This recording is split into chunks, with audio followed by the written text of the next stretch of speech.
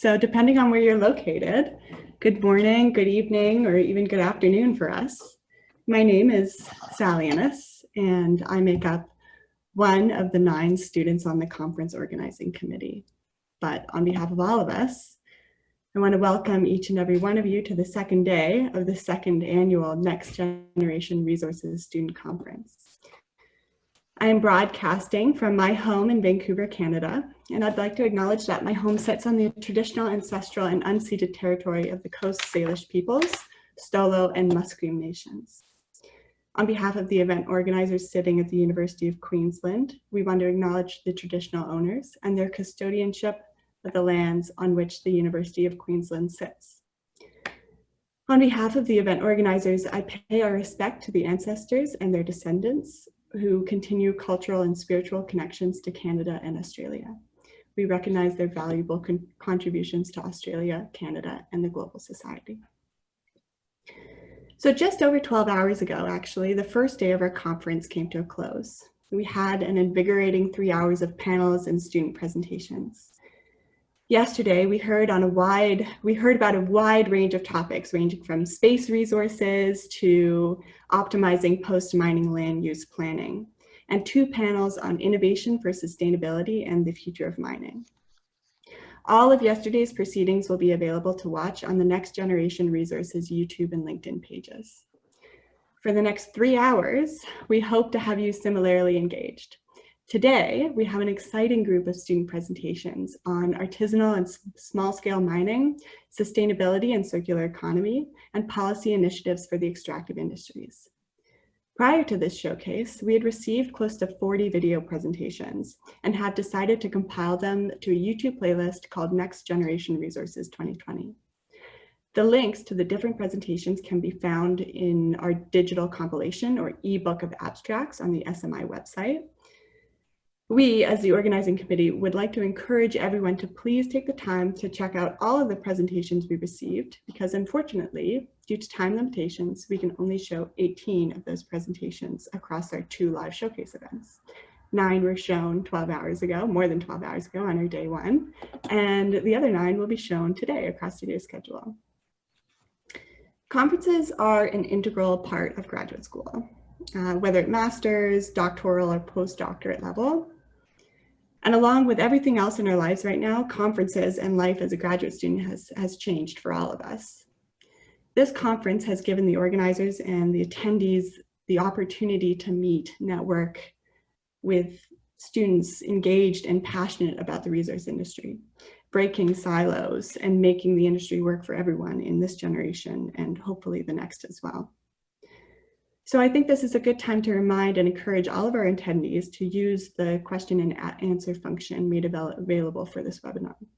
If you have any questions, feedback, or opinions on any various subject, please do make use of these tools, and we will try our very best to ensure that all the questions are addressed either live or via the chat.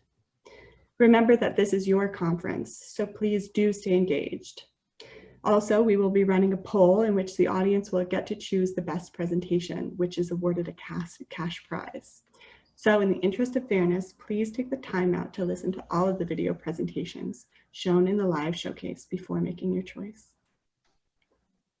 Today, our conference opens with a panel discussion on breaking silos. Breaking silos also happens to be the theme of this very conference, breaking silos for tomorrow's resources. So what are silos and why do we mean to break them? Siloed mentality and processes occur when people, processes, departments, or companies act in isolation, which I'm sure a lot of us are feeling of late, that feeling of isolation, unfortunately. Although their goals may be aligned, organizational or societal boundaries keep these people and departments isolated and limit communication and collaboration towards common goals and themes. Breaking silos in the resource industry is a step towards collaboration across generations, which we're seeing today, between academia and industry, within companies, and between stakeholders, helping one another through information and innovation. And this brings us to our first panel on just this, breaking silos. And with that, I want to introduce you to our valued panelists, Dr. Malcolm Powell, who is a professor at the Sustainable Minerals Institute in the Julius Cruikshank Mineral Research Center at the University of Queensland. Dr. John Steen, who is the director of the Bradshaw Research Initiative in Minerals and Mining at the University of British Columbia. And last, but certainly not least, Karina Rogers. Karina is the Vice President of Strategy and BD Services at MineSense, based out of Vancouver, Canada. So first off, thank you to you all for donating your time and ideas and brains for this panel on breaking silos. As you all know, we're gathered here on this Zoom to talk about breaking silos and the impact of silos in the mining industry and on progress and innovation. So I think we should hop to it, and I'll ask you all the same question, and I'll give you each some time to respond to it, and hopefully we can have a discussion up until 3:30 on this. So I'll start with a question for everybody, which is, what do you perceive as the biggest inhibitor to innovation in the mining industry? And if you can answer this, how do we overcome this inhibitor? So Dr. Powell, I think I'll pick on you first if you're all right with that. Certainly. Happy to throw some ideas in the pot on this, because I have encountered a lot over my career. I think we all know a primary driver is conservatism in the industry because of the risk of failed technology. You have a multi-billion-dollar project, can't risk failure. So that really drives conservatism. We're not quick and agile to move our manufacturing line somewhere else. You're stuck with where the resource is. But that's the high-level side of it. What the industry has done is relied on demand and increasing price to accommodate lack of innovation and the ability to just stay in your silos. And that does wind over. It eventually turns over. It also creates the cyclic nature in the industry. The other thing is the companies don't compete on price. You're not competing between different manufacturers of a car or a phone or something. You're basically just selling common price in open market. So although they seem to compete, actually there's no direct competition between quality of products. It's more about just being one step ahead of the opposition. Then your mine becomes dominant, or your company becomes dominant. So how do we actually break that cycle from a researcher perspective? You know, trying to get the industry to invest in their own future, not wait for someone to produce something for them. Because we're the ones who need to be invested in as researchers. We require the investment to return it to industry. So where are researchers in the equation? I think that's just really, the background picture is quite well known, but where do we fit in? And this is very much my view. So our problem is we can't reliably model and simulate innovative equipment, processes, and total circuit response. So without being able to model the process, how do we get our piece of equipment, our idea into it? So the uptake risk lies in that, how would a company know whether your super widget works in the process? How do I fit it into designing the process of the future, not just say I have a super widget? So if we depend on semi-empirical tests, which is what the industry has done, models, databases of historic relationship, that prevents uptake. So if the whole design is based on a historic database of how SAG and ball mills operate, how do you get a new device in? There is no database that it's sitting on top of. So what we end up doing is wasting the intelligence of our youth, and this has frustrated me, reading theses and articles. We're wasting your intelligence tweaking old men's models from the 1950s. And it really miffs me no end that that's how people waste their time. You should be doing the innovative stuff. If someone asks you to improve a Leach equation or a Bond equation, go somewhere else, as far as I'm concerned. So it's really a crime against humanity, your humanity, to be dishing out old, worn-out models that have no forward vision to them. They were great at the time, but why are we still using them? So build the tools and the platforms that we can link our processes on innovative ideas onto, and then you have a path forward. That's my view of breaking those silos. Wonderful. Thank you so much.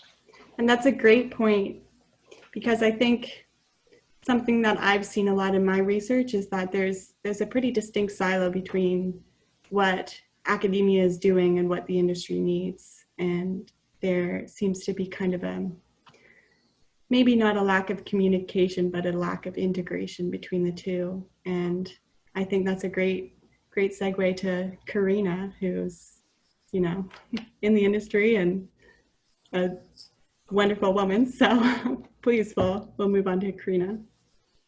So Malcolm, I just want to say everything I heard is so aligned with where I come from, and I haven't spent my career in academia, but I've always been quite aligned with your thought process. So I think for me, the silo that we have to break down that's fundamental is higher risk equals higher reward. Anyone who invests in mining should understand that. But that's a problem when it comes to innovation and technology. And everybody wants to see NPV and IRR instantaneously in something that's unknown when we don't have this platform, this system, or fundamental understanding of what we're looking at. And that's something that we have to break in the industry. We have to break the CFO, the money understanding of what the impact of technology and innovation can be, and the step change in the perception of mining that could occur as a result of something like that.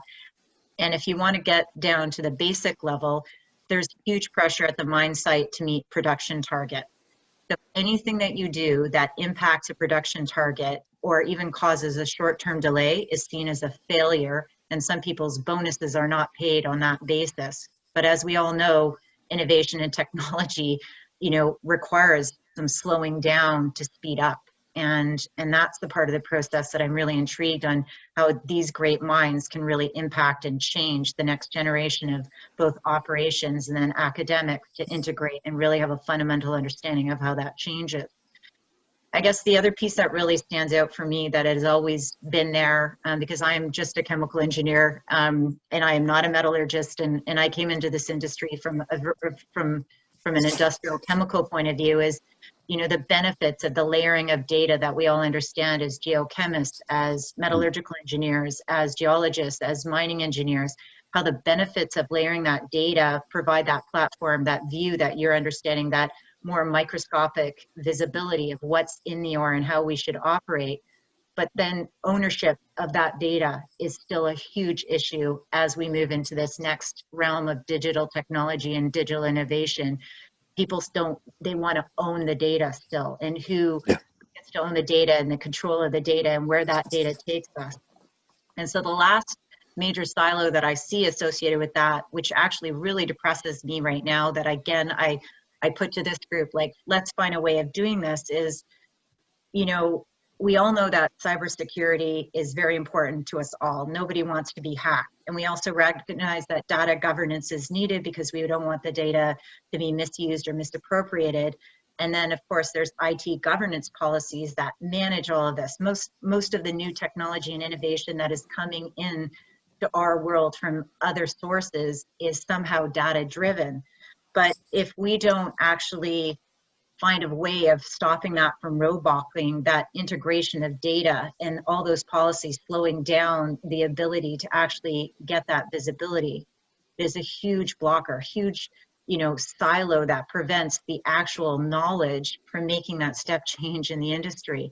And I find that incredibly frustrating. It used to be procurement that was super frustrating, that's still there, but now this IT boundary, this governance boundary associated with data and the integration of it, and who owns it. Is it the mine? Is it different communities? Is it different resources? Is it academia? Doesn't matter. And how do we get past that so that we can use this visibility going forward? Wonderful, John. I feel like you're chomping at the bit. Do you want to jump in here? Yeah, and it's so great to be on a call with Malcolm and Karina. It's been too long since I've caught up with them, but both great people and great thinkers. I'd like to pick up on there are so many silos, and the silos that Karina refers to with the way we're going into technology, but we're creating all these data silos, and that's a huge issue going forward with technology. data lakes or data swamps, and people wanting to own data, and then who owns the data gets control. So that's a big one, and it's going to get bigger.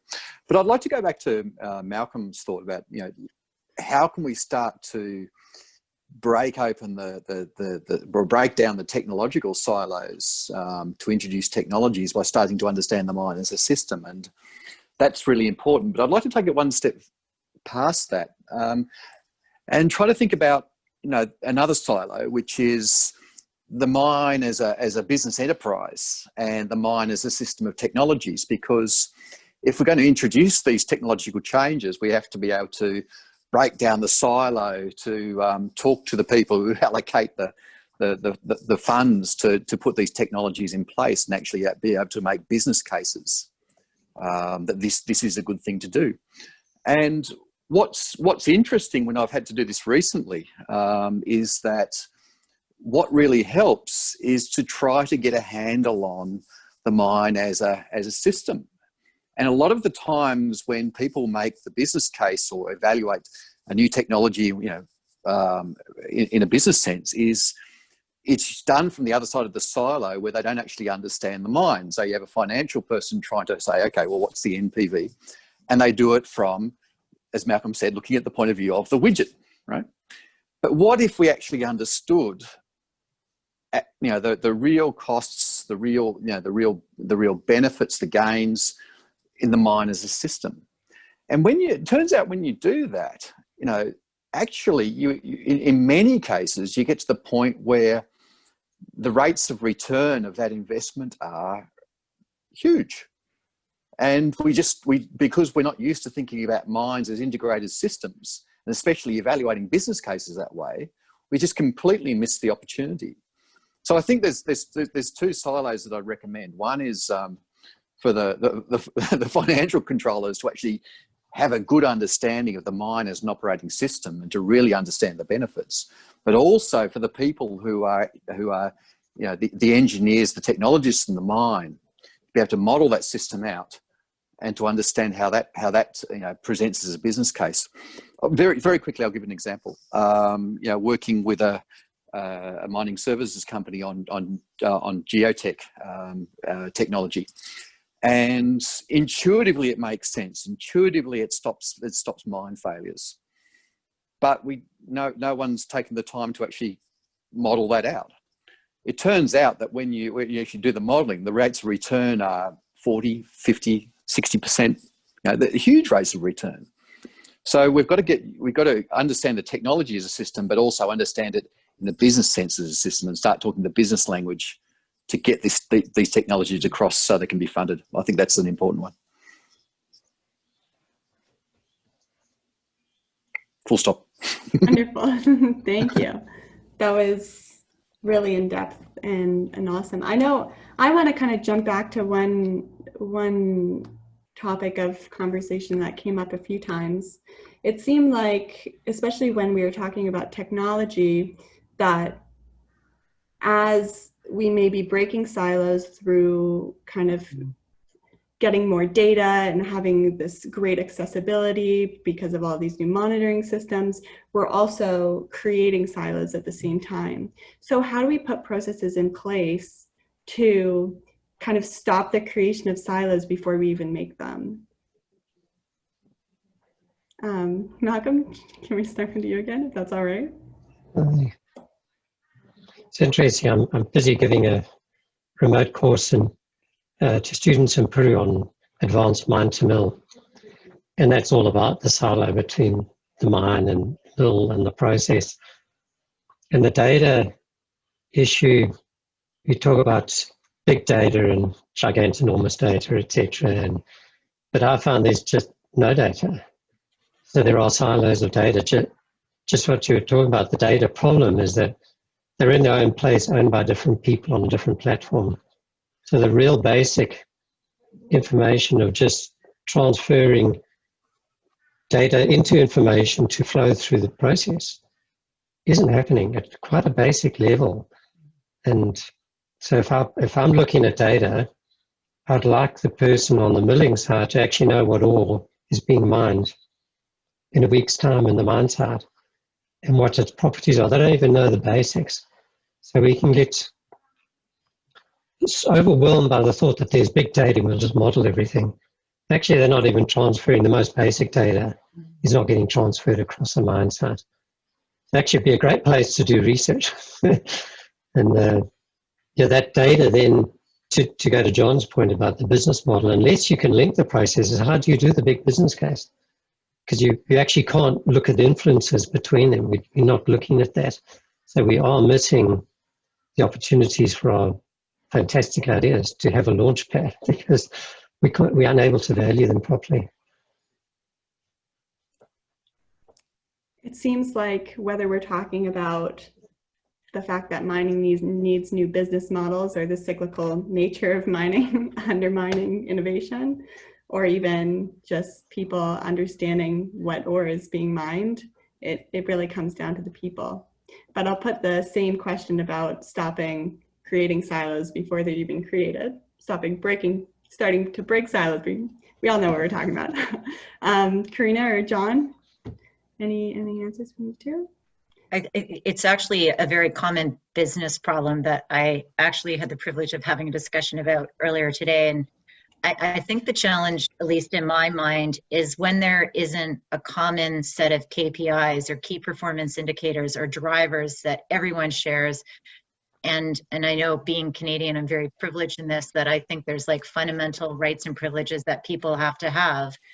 But if those are not shared, then they're not motivated to help others. And so, like, I love a model of living in a democracy where people totally support each other, to the same outcome. But I don't think that is fundamental in mining. If you look at what motivates somebody in the mine versus what motivates somebody in the mill versus what motivates somebody who's selling concentrate versus what motivates an investor versus what motivates a stakeholder, those are very different KPIs. And I think if we can have some common KPIs and find, like, this is an amazing research project for me, how do you find those common KPIs that, even though it's not my train, I'm going to get on this train with you, but then also that I'm invested in you being successful. How do I make all these parties invested in each other's success and make all stakeholders invested in the outcomes of others? Like, that's the part for me. How do we, it's like a human race challenge, because we're not just talking about a mine site, we're talking about the mine operator, we're talking about those who invest, we're talking about the community. It's all the parts of the system that you're talking about, John, in your example.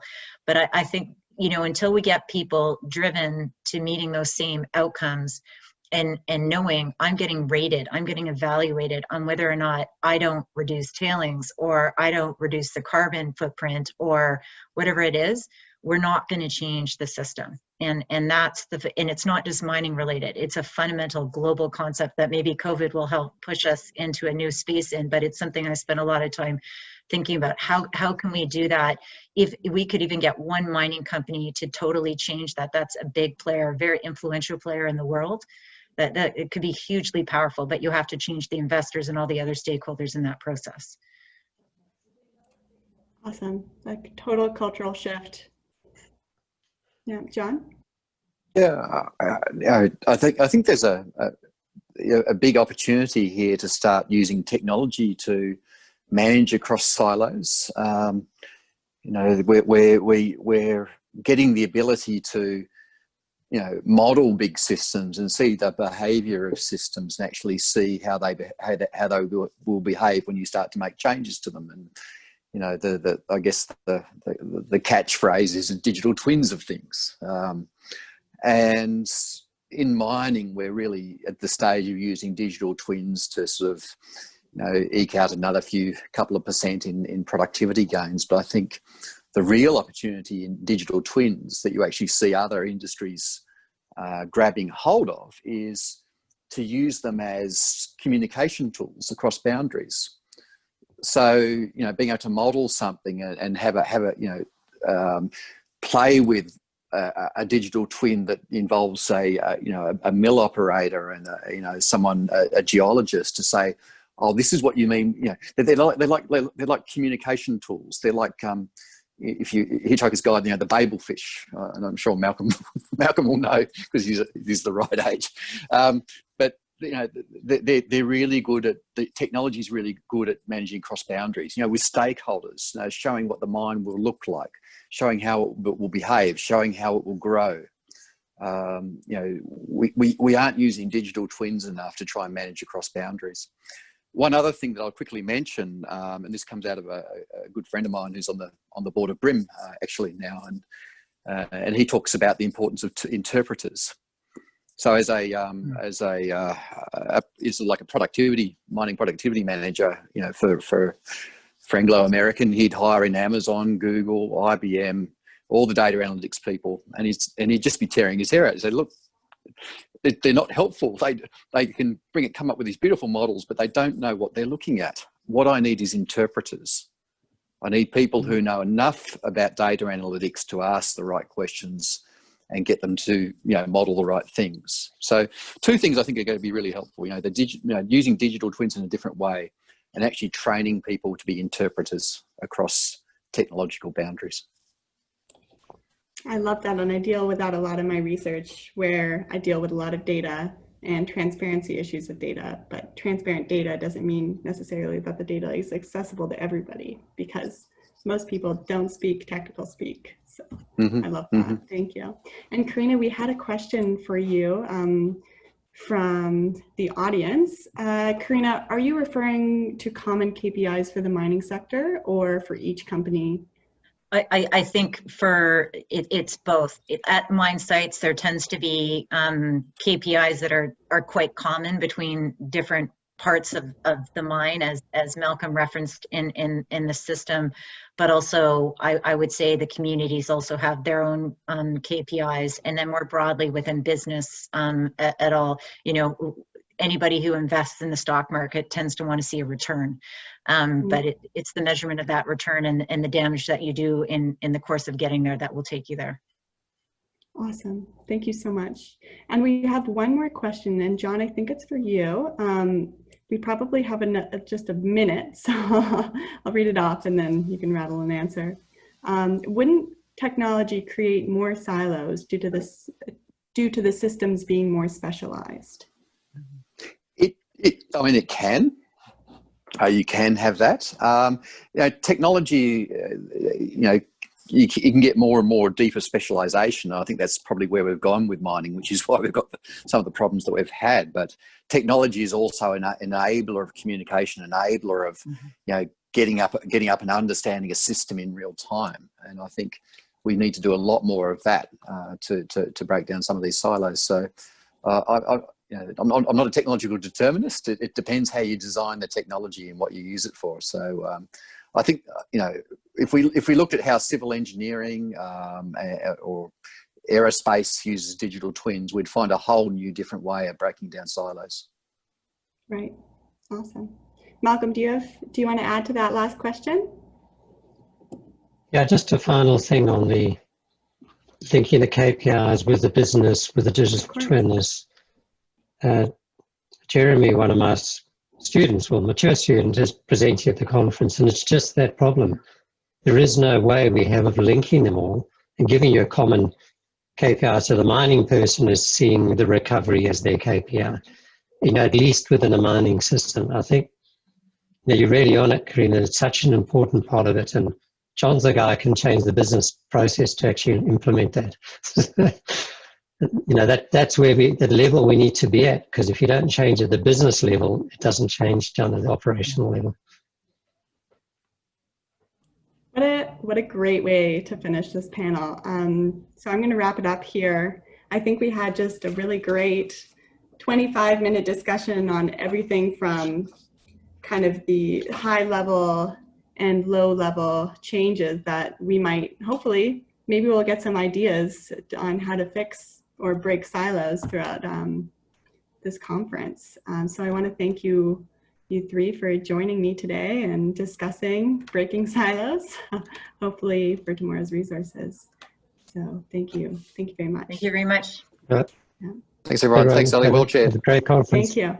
Yes. Thank you. Wonderful. And I'll switch off now and we'll go back into our programming for the day. Thank you, everybody. Enjoy today.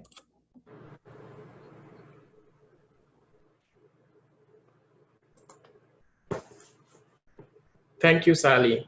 I must say it was a thought-provoking panel discussion. We have often seen that in the past, the mining companies always wanted to come second in terms of technology adaptation. However, it is very great to see that nowadays, like we are talking, we are thinking, we are discussing, and positively pushing towards to be the leader in terms of technology adaptation and breaking these silos. Because of we know without sustainable mining, there is no sustainable future. So on that note, we are going to inaugurate our first session today on artisanal and small scale mining. Our first presenter is Cassia Johnson.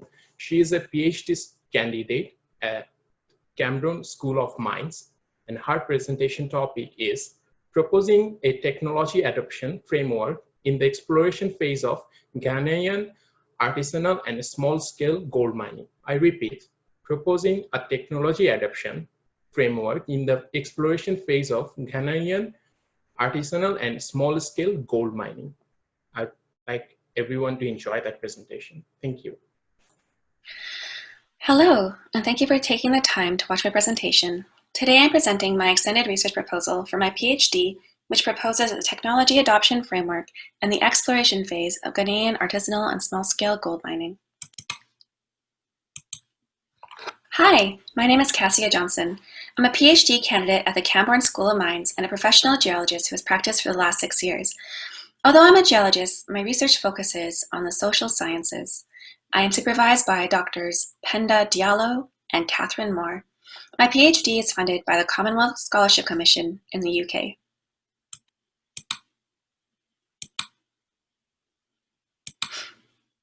My research area is in Ghana, which is located in West Africa. Ghana has a mining history of over 2,500 years. The country of Ghana is the second largest gold producer in Africa. This is largely due to its geology. West Africa was faulted, folded, and metamorphosed approximately 2 billion years ago, and then further subjected to igneous and metamorphic processes. This gave rise to the gold-bearing Birimian and Tarkwaian greenstone belts in West Africa and in Ghana. These have been further modified and altered from erosion and redeposition, creating gold deposits in a variety of forms that are suitable for different scales of mining.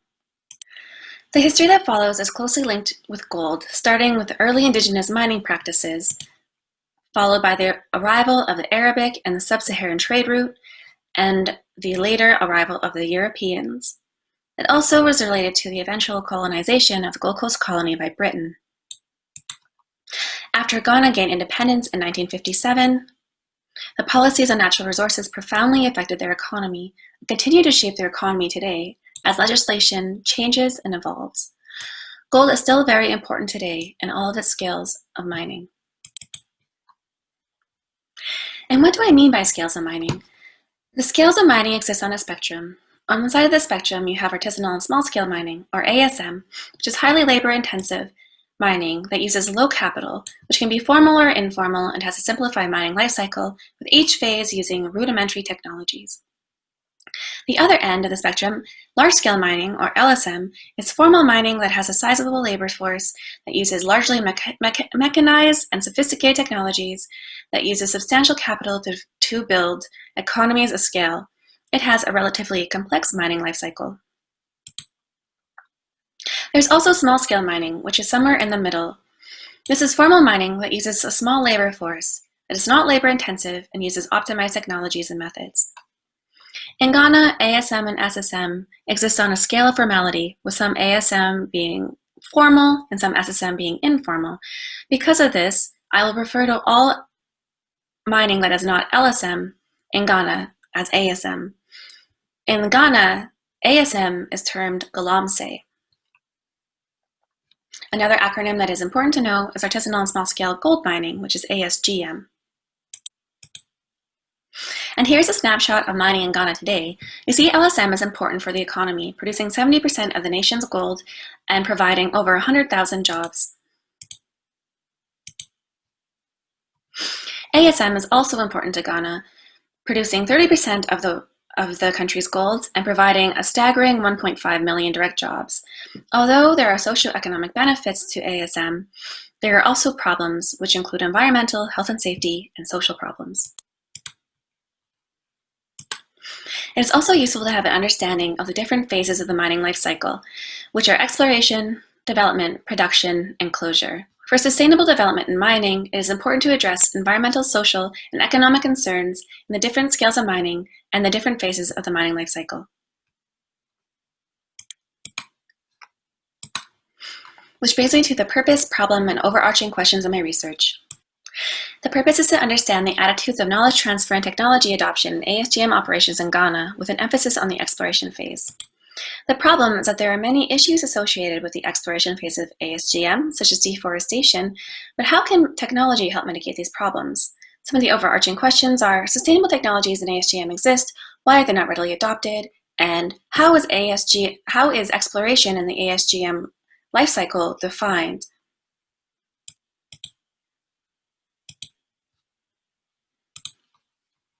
The research paradigm I'm using for my project is a pragmatic paradigm.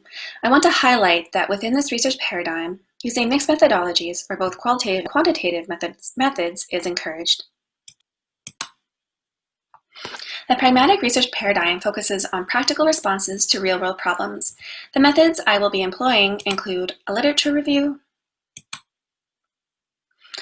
I will also do case studies in the field, where I will do semi-constructed interviews within focus groups to gain an understanding on group dynamics, understand the attitudes towards technology adoption, and find out some of the examples of technologies that have been used in the past and are presently used. I will also rely on observations in the field and collect documentary sources.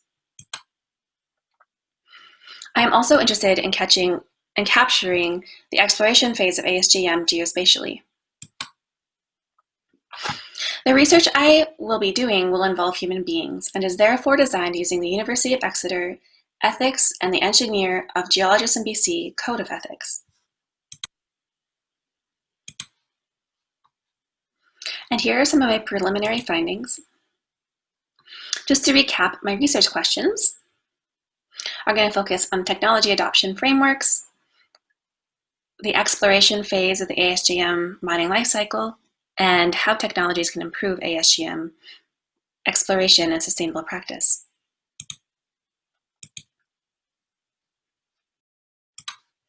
Most studies that have looked into technology adoption and diffusion use Rogers' diffusion of innovation.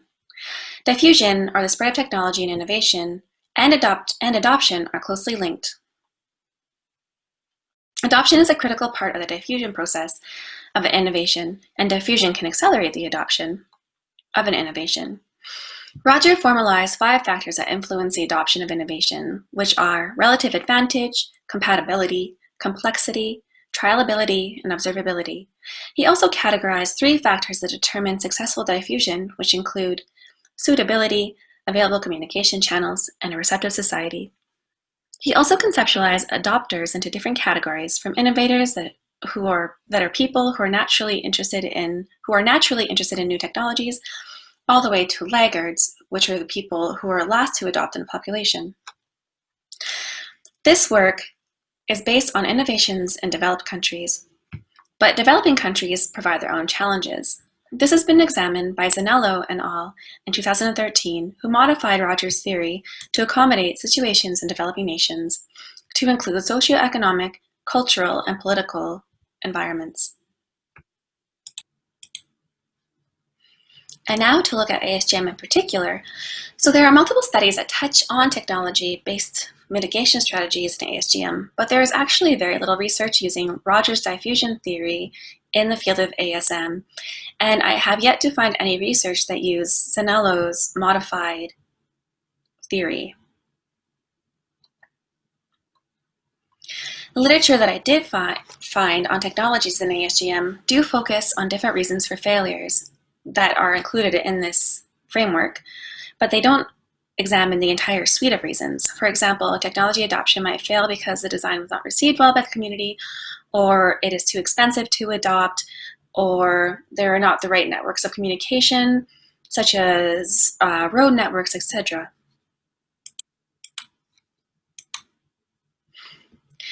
Now that I know the framework I want to focus on, or I want to use to view technology adoption and diffusion, I also want to examine the mining life cycle of ASGM so I can find how the ASGM exploration phase is defined.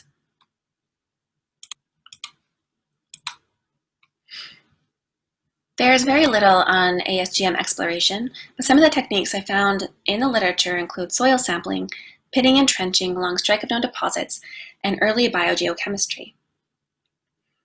But how is this knowledge passed on? And what is the level of education of the ASGM miners? And are the people that do the exploration the same as the people who mine? In terms of mapping ASGM, a student at the Camborne School of Mines, Jane Galloway, published an amazing piece of work this year showcasing advanced remote sensing techniques providing geoinformation on ASM locations. This is shown to be a highly effective tool in ASM detection. Perhaps this data can be utilized to study patterns. In exploration, on this figure here, for example, you see relative changes in ASGM in Ghana between 2015 and 2016.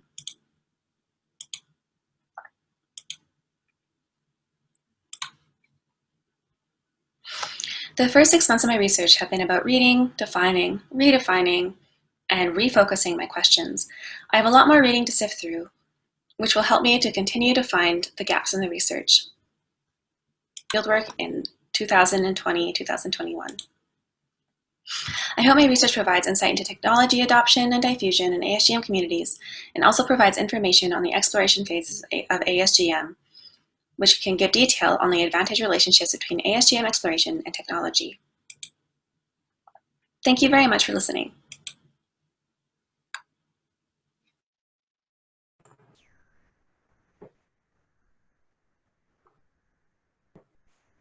Wow, I must say, that's a wonderful presentation and very unique way to present a large set of data. Before we move on to our next presentation, I just want to let all the audience know that like our Q&A sessions are open. Please post your questions so that the presenters can answer after these sessions, because it's your conference, so you must ask questions to be answered. So our next presenter is actually a PhD candidate from the University of British Columbia. Her name is Paria Tuckerman, and she is going to present eliminate use of mercury in artisanal gold mining utilizing cassava plant to extract gold. I repeat, eliminate use of mercury in artisanal gold mining utilizing cassava plant to extract gold. I welcome Paria Tuckerman, and I welcome everyone to enjoy her presentation. Thank you.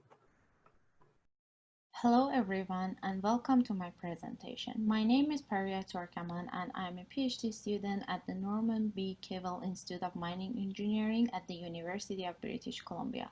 And today I want to talk about an innovative solution for eliminating mercury in gold leaching process. This slide is a brief background about me. My research is mainly about developing new practical and economical techniques for artisanal mining sector to convince them to stop using mercury. One of these methods is using cyanogenic plants as a gold leaching solution. Yes, you heard plants, and I will discuss this in a few minutes. But first, let me define properly what is artisanal mining and what are the environmental problems associated with artisanal mining activities.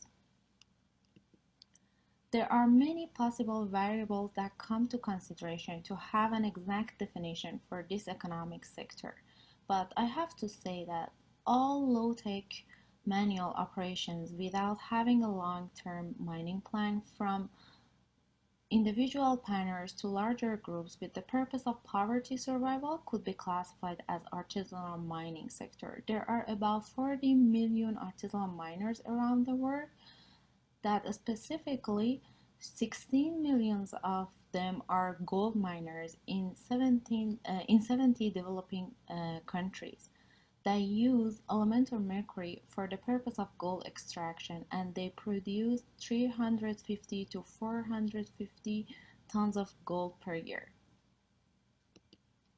The Global Mercury Assessment in 2008 2018 reported that around 2,000 tons of mercury are annually released to the environment by these artisanal miners, which represents the world's largest source of anthropogenic mercury pollution. In addition to that, the recent high price of gold, together with the coronavirus outbreak and elevating unemployment rates in developing countries, is pushing millions of people to do informal gold mining. This boom in artisanal mining activities will definitely increase mercury use and sadly increase mercury pollution as well. What happens in this process is that released mercury converted to methylmercury by bacteria in the environment, and people get intoxicated by eating fish or inhalation of the mercury vapor, which contributes to harmful effects on nervous, digestive, and immune system, and also it can be fatal too. Nowadays, mercury contaminated tailings are being leached with cyanide in processing centers of artisanal mining and forming mercury cyanide complexes that exacerbate the bioaccumulation of the pollutant in the aquatic biota. Over the past decade, other lixiviants have been introduced to substitute mercury and cyanide in artisanal gold mining, but most of them either require trained operators or they are expensive for these impoverished people. At this point, cyanide is the only feasible alternative for artisans in developing countries to replace mercury. Cyanide, in contrast to mercury, is not persistent in the environment, and natural physical, chemical, and biological process transform cyanide into other less toxic chemicals. Many plants out there contain glucosides that can be converted to cyanide by hydrolysis, like bamboo, lima beans, cassava, that you can see in this table. Cassava is a local South American plant extensively cultivated as an annual crop in tropical and subtropical regions. It is known as a multi-purpose crop in developing countries. According to FDA, cyanide content in cassava can reach up to 1,500 milligrams per kilogram in bitter varieties. Tasting the tip of the plant root reveals the bitterness and predicts the cultivator's glucoside levels. So the more bitter the root is, the higher amount of cyanogenic glucosides the plant has. And based on what I mentioned about cassava, we chose this plant for our research. The enzymatic reaction of cassava that generates free cyanide is based on the hydrolysis of the linamarin, the main cyanogenic glucoside in bitter cassava. When the cassava root is crushed, the hydrolysis process starts and contributes to generating of HCN. On the other hand, in the leaching process with cyanide, when the gold particles exposed to the free cyanide, they are liberated from the earth. We use cassava solution as a source of cyanide in this process. One point I have to mention here is that in order to prevent losing cyanide in this process as a HCN gas, we need to keep the pH in alkaline range and ideally at 10.5. In the lab, the cassava root was crushed and squeezed to get the juice out. Crushing the plant cell starts the hydrolysis process, followed by generating free cyanide. After obtaining the liquid, then we investigated to see how much free cyanide we have in this specific variety of cassava. We used 3 methods to find the amount of free cyanide in our cassava juice, and you can see the results in this table, which are pretty much consistent. The next phase is the leaching process. For all of our leaching tests, we used a Colombian ore with 49 grams of gold per ton, and we did many leaching tests with different combinations of ore and and leaching solution, which is here, is cassava solution, that all of them have the same steps as shown in this slide. We to change the pH to 10.5 and keep it at that range, we use sodium hydroxide solution, and we shaked our different samples with different combinations of gold ore and cassava solution for the desired times with the shaker. And as I mentioned before, we check frequently to have our pH in the alkaline range. The next two slides show results that we obtained from our leaching tests. In this one, we have the combination of 10 grams of ore with 25 milliliters of cassava, and in this one we have 10 grams of ore plus 40 milliliters of cassava solution. And from our series of tests, I can conclude that our cassava juice has 270 ppm of free cyanide that can extract 50% of gold in less than 24 hours, which is really promising. And based on these promising results, we are modifying and developing more lab tests to increase our gold recovery. Also, we are actively in search for cassava varieties with higher amount of cyanide, and also we definitely will try other cyanogenic plants. And our final phase of this research is to implement our modified process in the real field of artisanal mining, probably in Colombia. This study is an innovative strategy that can make a positive impact on all aspects of artisanal gold mining communities, like health, environmental, social, and also economical, by substituting a renewable abundant resource like cassava extracts for the highly toxic and environmentally persistent mercury. Thanks for your time and attention.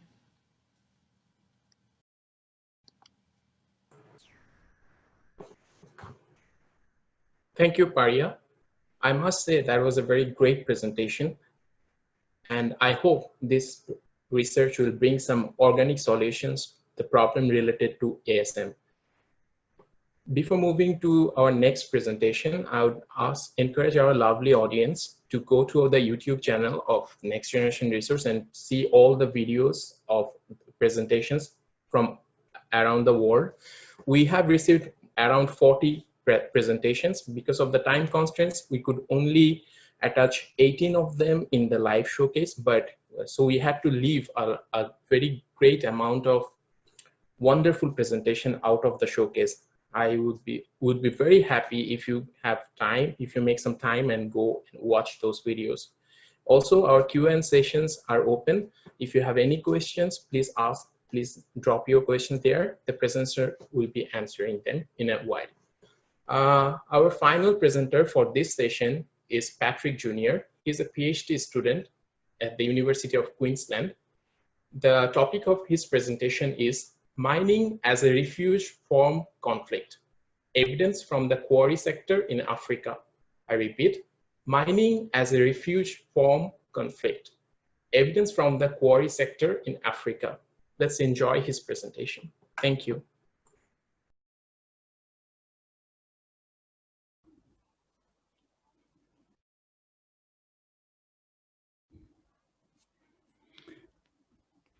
Hello everyone, my name is Patrick Jr., a PhD student with Sustainable Minerals Institute's Development Minerals Program at the University of Queensland. I'm presenting this paper on behalf of myself and my co-author, Professor Daniel Franks. First and foremost, what do we know about natural resources and conflict? Natural resources are widely believed to be a driver of conflict, and have been found to have played a role in up to 40% of intrastate conflict. Also, the publication by the University of Oxford economics professor, Paul Collier, and the World Bank Mineral Sector Manager in charge of Africa, Ian Bannon, report that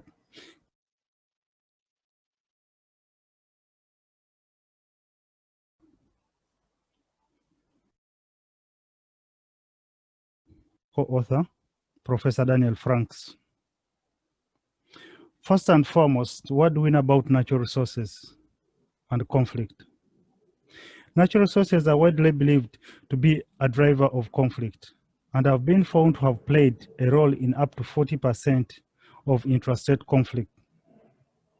Also, the publication by the University of Oxford economics professor Paul Collier and the World Bank Mineral Sector Manager in charge of Africa, Ian Bannon, report that close to 50 armed conflicts active in developing countries had a strong link to natural resource exploitation, in which either licit or illicit exploitation hope to trigger, intensify, or sustain a violent conflict. High-value minerals such as tin, tungsten, tantalum, gold, and diamonds have been explicitly linked with conflict under the nomenclature of conflict minerals and blood diamonds. However, we should ask a few questions, and one of them is, are minerals really the only driver of conflict? The second one is, by focusing on high-value minerals, are we overlooking a major part of mineral sector and of conflict dynamics? Therefore, in this paper, we present evidence of an under-recognized association between minerals and conflict, whereby mineral extraction instead provide a refuge for internally displaced peoples in the aftermath of conflict. Whereas high-value export minerals may be a target of control for conflict actors, we present evidence that low-value domestically consumed minerals, the so-called development minerals, such as crushed stone, have provided a livelihood opportunity and a refuge for internally displaced persons during the post-conflict recovery. The demand for construction materials such as sand, gravel, soil, and crushed stone is high during the reconstruction phase of conflict, and a key ingredient in infrastructure such as roads, houses, schools, health facilities, among others. Our research is based on two case studies in Africa. One is Uganda, and the second was in northern Cameroon. In Uganda, we concentrated on northern Uganda, which actually underwent a couple of decades civil unrest.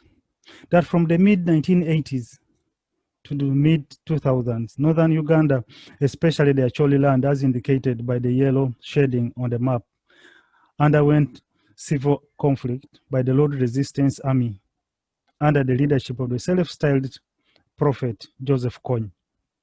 The two-decade unrest left devastating socioeconomic impact in the region. An estimated 1.7 million people, that's almost 80% of the region's population, were forced to live in densely populated, internally displaced camps with no hope.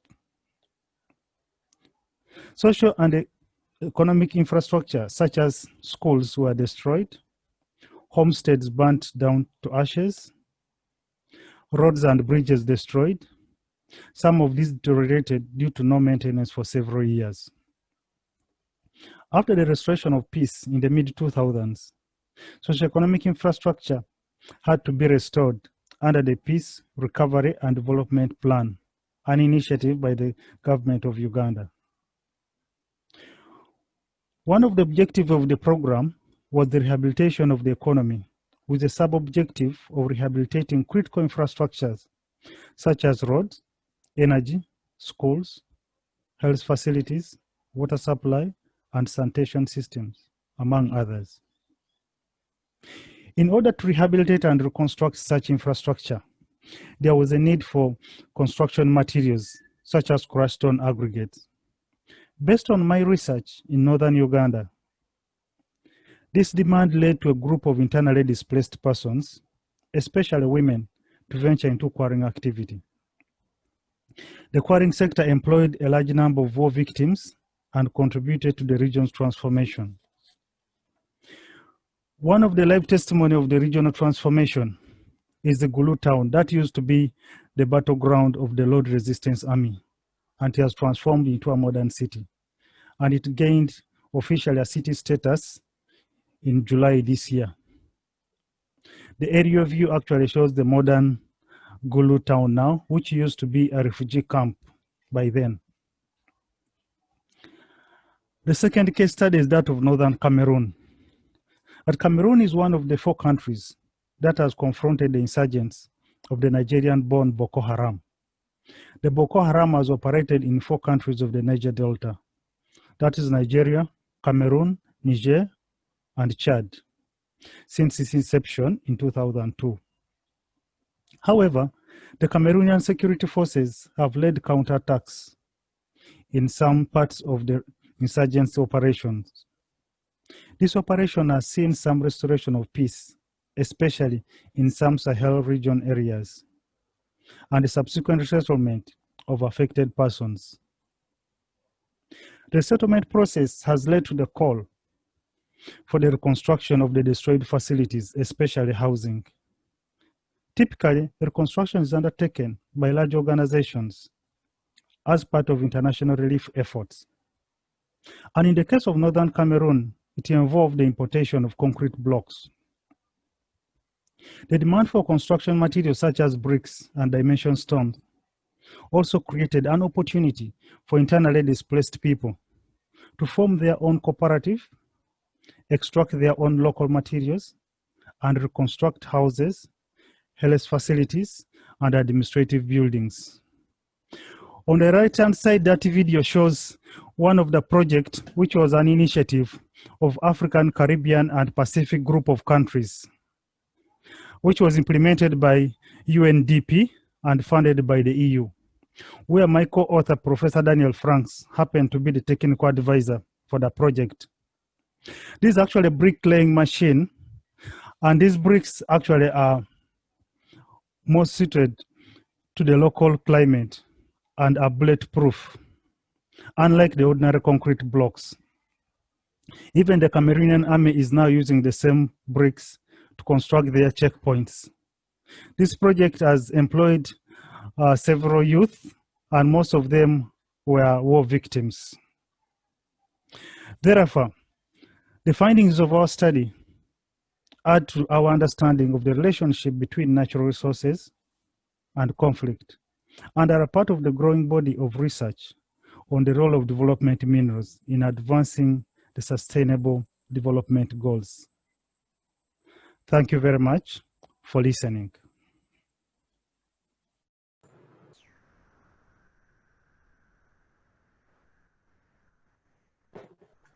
Thank you very much, Patrick, for your wonderful presentation. I will now move on to the Q&A section. But before that, I would just like to let everyone know that the link to the playlist of the YouTube video that contains all the videos of this conference, the one which we could not show in the showcase session, are actually have been posted in the chat session. Please go and watch and let us know your opinions by commenting on those videos or commenting here. So the first question we actually have for Cassia. So the question is it's basically, the question is from me. Hi, Cassia. Thanks for your nice presentation. As far as I have understood, Figure 3 represents a generalized timeline for inattentiveness and adopter categories. I'm very interested to know the availability of any graph that represents the contrasts of those parameters for developed, developing, and underdeveloped countries. If there is no such thing, would you intend to create one?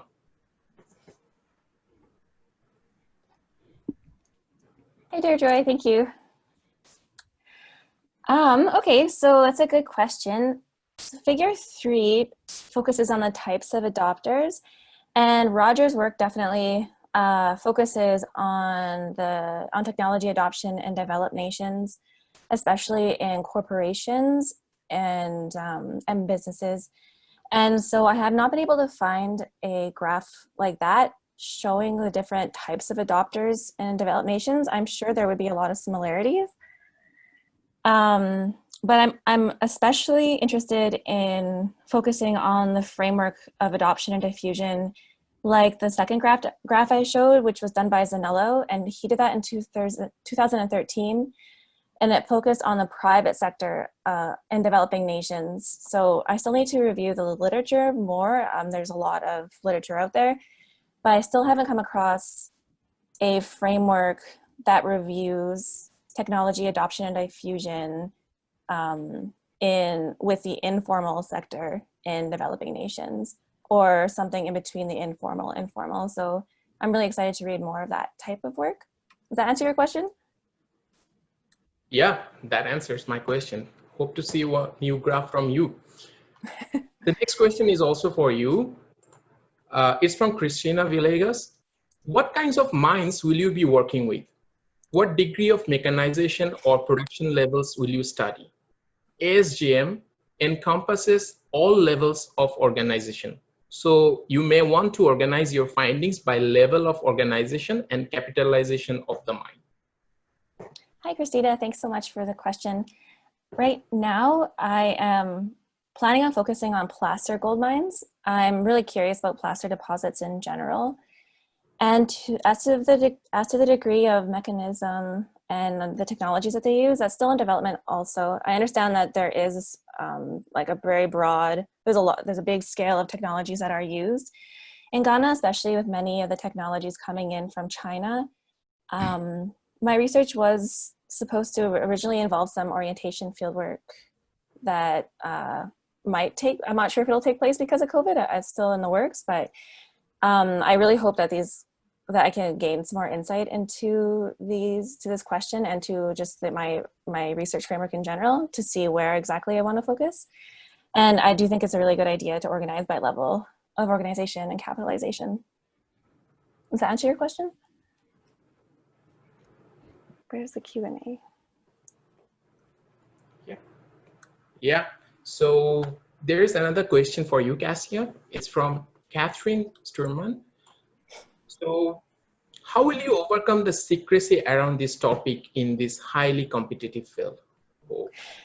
It's another really good question and something I hope to learn more with my orientation fieldwork. I'm starting to develop relationships with people in Ghana so I can just like basically ask them, like get the feel of what's going on there. I haven't been there yet, so obviously it's a really important step to this research.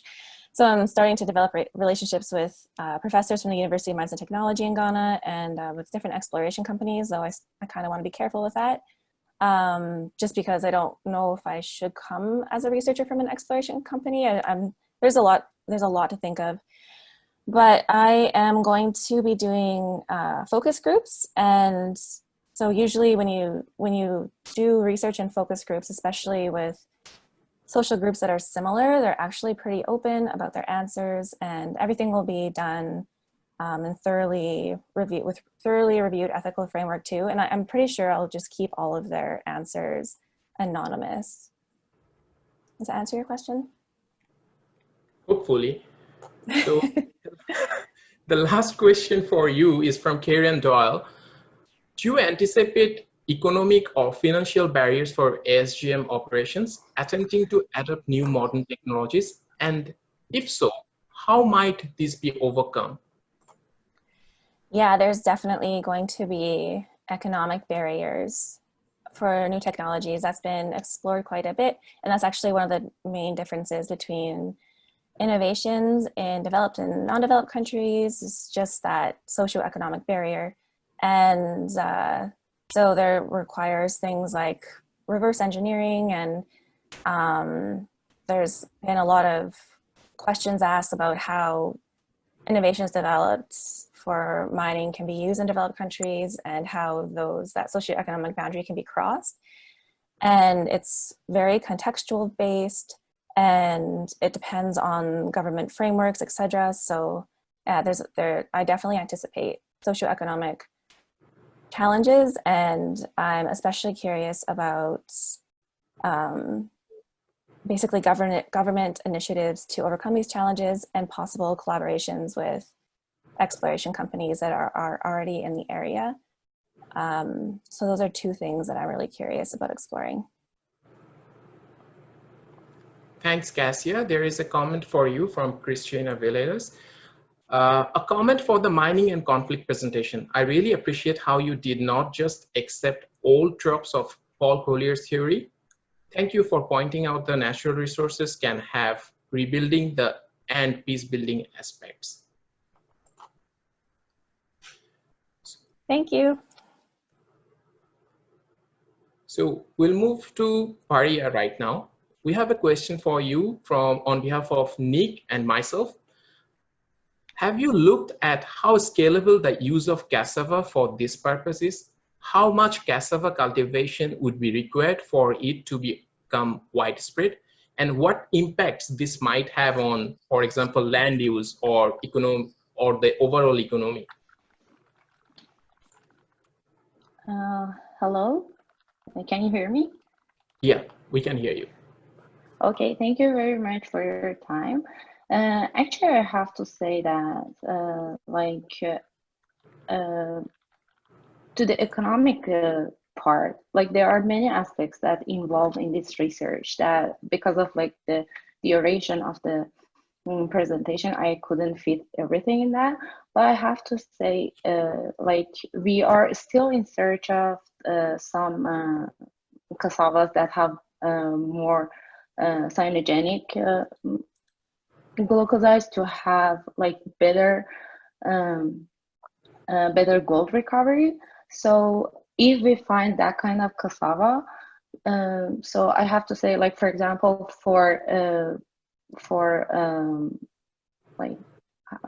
like in the lab scale, we didn't use that much cassava, but we could get a good recovery. And comparing to like using mercury, that gives us like 30 or 40% only recovery, and also comparing to the cyanide price, which is like $3 to $5 US dollars on the mining side. So this one this one have a potential to be used in a large scale in mining artisanal mining sites. And also, like I was in Brazil last year and I was visiting a cassava farm, and they have like, we use only the liquid inside, which presents like around 30 to 50% of one root. And I have to say it's a product that it's a byproduct of these farms that they throw away. So if we can use this liquid, which is like a waste, and put it in the work, put it like for the gold leaching process, it would definitely help the farmers, the users of cassava, and also like artisanal miners. I hope I can briefly answer the question. Thank you, Paria. We have another question for you. Actually, another couple of questions for you. We have one question from Patrick to you. With the use of cassava in gold mining, will this innovation not greatly impact on the fight against hunger, which is the UN SDG goal number 1? Actually, I think it helps in a good way, because in my literature research, cassava is like a plant that is very used in developing countries, and like almost tropical and subtropical. It's like multi-purpose thing. Like after rice and the potatoes, they are the most plant that is used as a staple food, I have to say. So and also like let me put it this way, so they can use the root for the food, and also they can use the waste for the mining. So it can help the hunger, and also it can help the people to gain more money from their farms, from their mining activities as well. So I think it's a crop that can help us to help artisanal miners to gain more money from their activities, and also help them to have access to the leaching lixiviants that they need for their leaching processes and gold extractions on their side, and they don't need to pay and doing like hidden. They don't need to buy very expensive tools for their leaching process, or pay I have to say money that they don't gain from their leaching process to buy cyanide or mercury, and also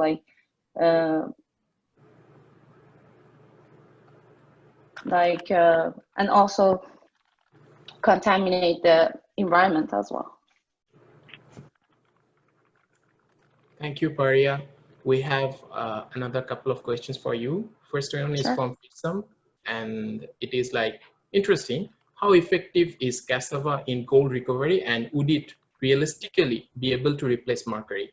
That question is followed by another question. I think it is related from George.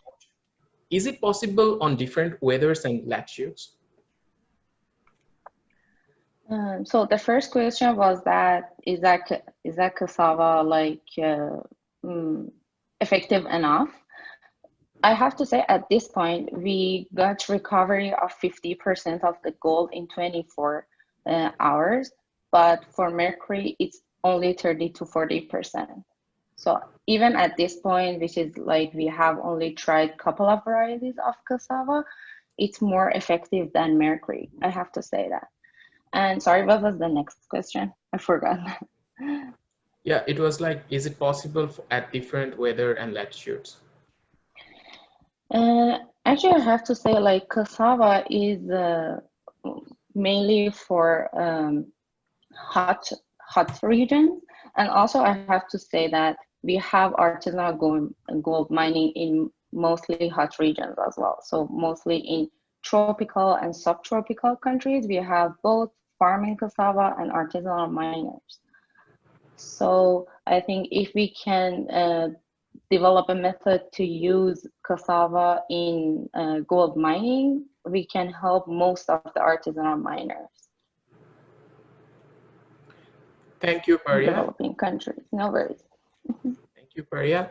Now we have a few questions for Patrick.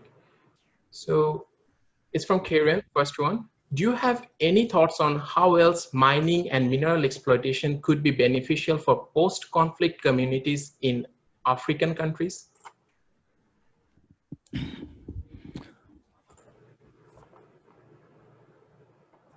Sorry, so just repeat the question.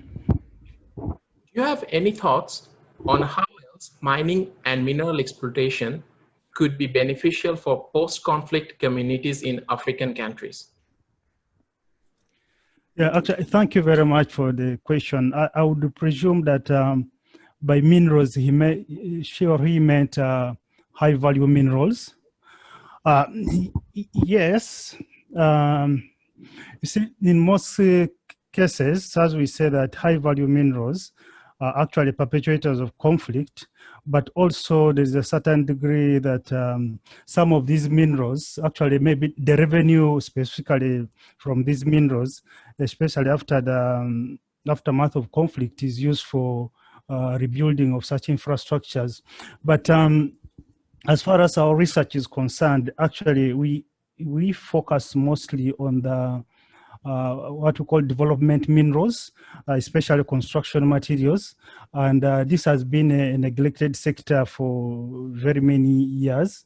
And when you look at a publication as far as minerals or mining in general is concerned, less attention actually has been targeted as far as development minerals or construction materials is concerned.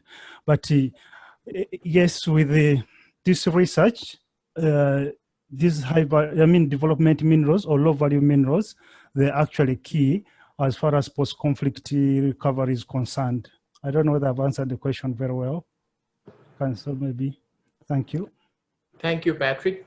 The last question for you is from Catherine Sturman. Are the quarrying activities complementary to or in competition with agricultural activities by internally displaced communities? Thank you, Catherine, for a very interesting question. The answer is actually yes. And the solution goes back to sustainable, about how the two sectors can coexist. Actually, one of my findings in northern Uganda was in one of the quarries is actually being carried out in a very rich agricultural area, but now the authorities are pushing for what we call sustainable mining, so that they have gazetted a place specifically for mining and then the other one for agriculture, such that the rush or the revenue required from these low value minerals shouldn't actually jeopardize the production of agriculture. You know, that's why by solving one problem, we could actually be creating another problem. So yes, there is actually a tie between the two sectors, but the sustainability here is key for coexistence of the two sectors. Thank you, Patrick. And with that, we end our Q&A session for this particular session. And we'd like to thank all of our presenters and all the people who were asking questions. We'd encourage you to keep the chat session vibrant, ask the questions there. The participants are gonna answer through the chat. Now we're gonna move to our next session. That's a very important session for breaking the silos and also to the sustainable mining or sustainable future, I should say. The session 5, it's sustainability and circular economy. And it starts with a PhD student from the University of Queensland. Her name is Jandiria Morais. And the title of her presentation will be Surviving from Waste, Supporting Waste Pickers from Scavengers to Masters of Recycling. I repeat, Surviving from Waste, Supporting Waste Pickers from Scavengers to Masters of Recycling. I would encourage everyone to enjoy the session. Thank you.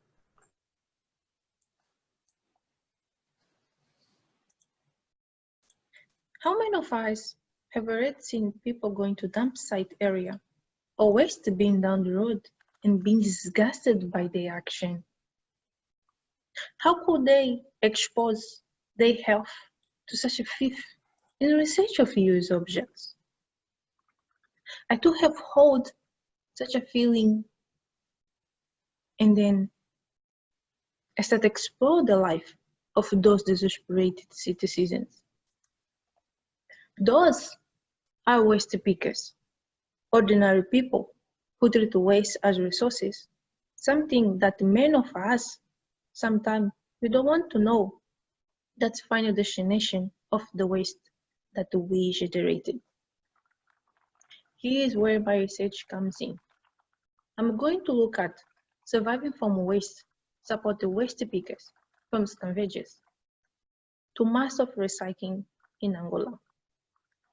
Angola is a beautiful country, but is also considered to be one of the countries with the highest rate of income inequality as a result of long civil war and corruption.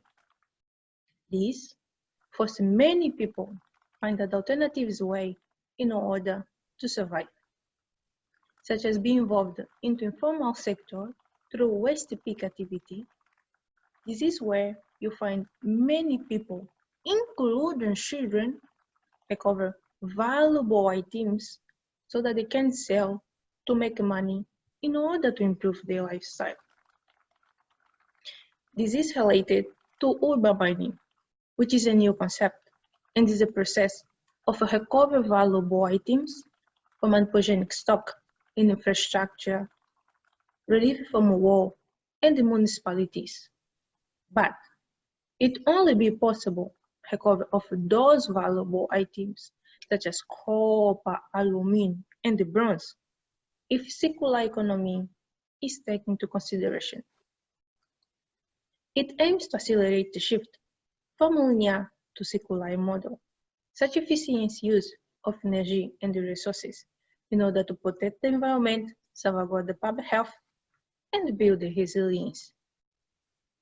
Here's the big question. Does waste pick activity to reduce the poverty in the waste pickers community? My research is going to answer this question. I will be interviewing some waste pickers from different dump site area to understand how their life have been changed for better since they've been involved in this activity and how it helped them to come out from the poverty. And I also be interviewing some people in the public institution, although Angola has a really tough government, but what I don't know is that I'm tough too. Which is why, in my research, I expect to find that by formalize this industry, it will help to reduce the stigma that the waste picker face. It will help to reduce the higher rate of child labor, and it will promote social inclusion. It will also reduce the large amount of waste generated through recovery that would end up in open dump areas, causing serious problems to the public health and damage the environment. It will also help to reduce the higher rate of risk that waste pickers face in their lives by promoting a better working condition. Which is why my research is everything and important, because I want to show to the world that sometimes those people that we don't expect nothing from are the ones who are doing things that no one can imagine. And those are the waste pickers. In my research, we will contribute to create a new model by formalize waste pickers as the main actors into municipal solid waste management system. This will promote a better perception about the important role that waste pickers play in Angolan society.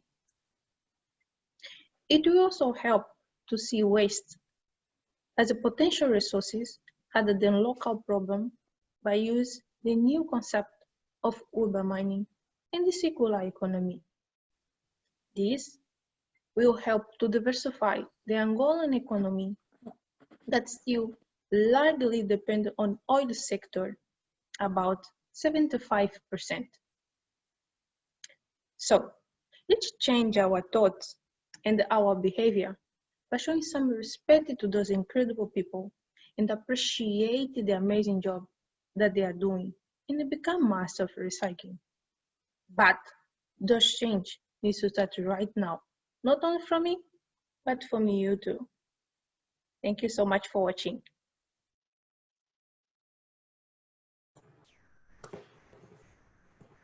Thank you, Jandira, for your thought-provoking presentation. We have the next presenter is from the University of Cape Town. Her name is Dashmi Maharaj. She is an MSc candidate. The title of her presentation is Exploration of the Thiosulfate Process for the Dissolution of Gold and its Recovery via Ion Exchange. I repeat, Exploration of the Thiosulfate Process for the Dissolution of Gold and its Recovery via Ion Exchange. I would encourage everyone to enjoy this presentation. Thank you so much.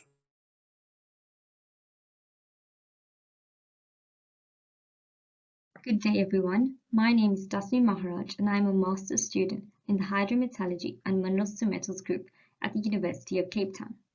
My project is titled The Exploration of the Thiosulfate Process for the Dissolution of Gold and its Recovery via Ion Exchange. My supervisor is Professor Jochen Petersen, and my co-supervisor is Dr. Thandazilia Moyo. I will specifically be presenting on printed circuit boards and the gold that can be retrieved from this type of e-waste. In the developing world today, technological advancements have resulted in a more convenient and independent, comfortable life. However, this ever-increasing industry has generated alarming amounts of technological waste, specifically waste electric and electronic equipment, also known as e-waste. This e-waste can be subdivided into smaller categories, namely temperature exchange equipment, screens, lamps, large equipment, small equipment, and small telecommunication equipment. Printed circuit boards are a small but nonetheless key component of e-waste streams. These boards contain valuable metals such as gold and copper alongside heavy metals. Although there are various technologies currently in practice for the beneficiation of PCBs, there are certain hindrances to the growth of this sector in South Africa. PCBs are approximately 6% of the total weight of e-waste. However, this e-waste category contains the most monetary value in the e-waste sector. The value of the PCB stream is largely attributed to precious metals, primarily gold, found on the board.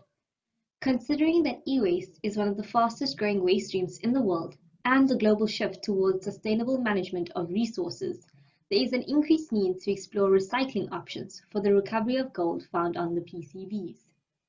A review of the typical structure of the standardized PCB indicated that all gold is found on the surface or the vias of the board and on the soldered contacts. Thus, for the purposes of this project, extensive mechanical pre-treatment of the board to expose the gold metal to solution was not required. The project focuses on the solubilization and subsequent recovery of the gold in ammonia-ammonium thiosulfate solutions. The leaching of gold in ammonia-ammonium thiosulfate solutions is an established chemistry for primary ores and will be optimized in this study. The use of ion exchange to recover gold under this process chemistry is new and represents new knowledge that will come from the study. So why ion exchange? There are many advantages and disadvantages to this method. Some of the advantages include that it is more environmentally friendly, no thermal generation is required and therefore it is energy friendly. There are higher loading capacities and loading rates associated with the ion exchange. And in comparison to other processes such as solvent extraction, it is more simple and has the potential to be automated, including the fact that it is less flammable. And when compared to activated carbon, there is better selectivity and a higher resistance to abrasion. However, there are some disadvantages for this route. Some of these include the presence of degradation products inhibiting the orothiosulfate ion absorption. Weak-based resins are not suitable due to its low gold loading ability, where gold loading ability reduces in an increasing pH from 8 to 11. The resins are slightly more expensive, and there is the potential for chemical degradation. Thus, regular replacement of the resin is required. The objectives of our project are as follows: to investigate the ammonium thiosulfate leaching system for gold recovery from printed circuit boards, and to determine the effectiveness of the ion exchange method for PCB gold recovery. Some of the key questions on my project aims to answer are as follows. What is the effect of impurities on resin performance when utilizing the PCB solutions as compared to the standardized solution containing the gold powder? What conditions are most suited for the ion exchange system in terms of gold recovery, such as temperature and speed? What other ions are found in the leach solution from PCB leaching, and what is their effect on the elution and subsequent capacity of the resin? And finally, how does the increase in background copper affect the ion exchange process? Taking a closer look at the leaching step. Standardized leach solutions are made by dissolving 99% pure gold powder in ammonia-ammonium thiosulfate solutions. The gold concentrations in these solutions are equivalent to what would have been expected if an actual standard PCB had been leached. Different background concentrations of copper were introduced into the reactors. These tests serve to validate the leaching chemistry and, more importantly, to generate pure solutions which can be used to test the ion exchange without the influence of contaminants, as well as to monitor the effect of background copper concentration on both the gold dissolution and the ion exchange process. Leach tests are then run on the actual standard PCBs, and leach solutions are analyzed to track dissolved metal concentrations. Prior to leaching, the PCBs are cut for the purposes of fitting them into the reactor and enabling agitation to minimize mass transfer limitation. Leach tests were conducted in the thermostated jacketed BSTR shown here as Figure 1 and was controlled at a temperature of 25 degrees, pH of between 9 and 10, and at 1 molar and 0.5 molar ammonia and ammonium thiosulfate concentrations, respectively. It is expected that the PCB leachate will contain trace amounts of calcium, aluminium, and iron alongside copper. The overall redox equation shows the orothiosulfate complex and the hydroxyl ion as a product. The reaction is extremely slow without the presence of cupric and ammonia. The competing effect of copper in the system can prove to have a detrimental effect on the formation of this ion.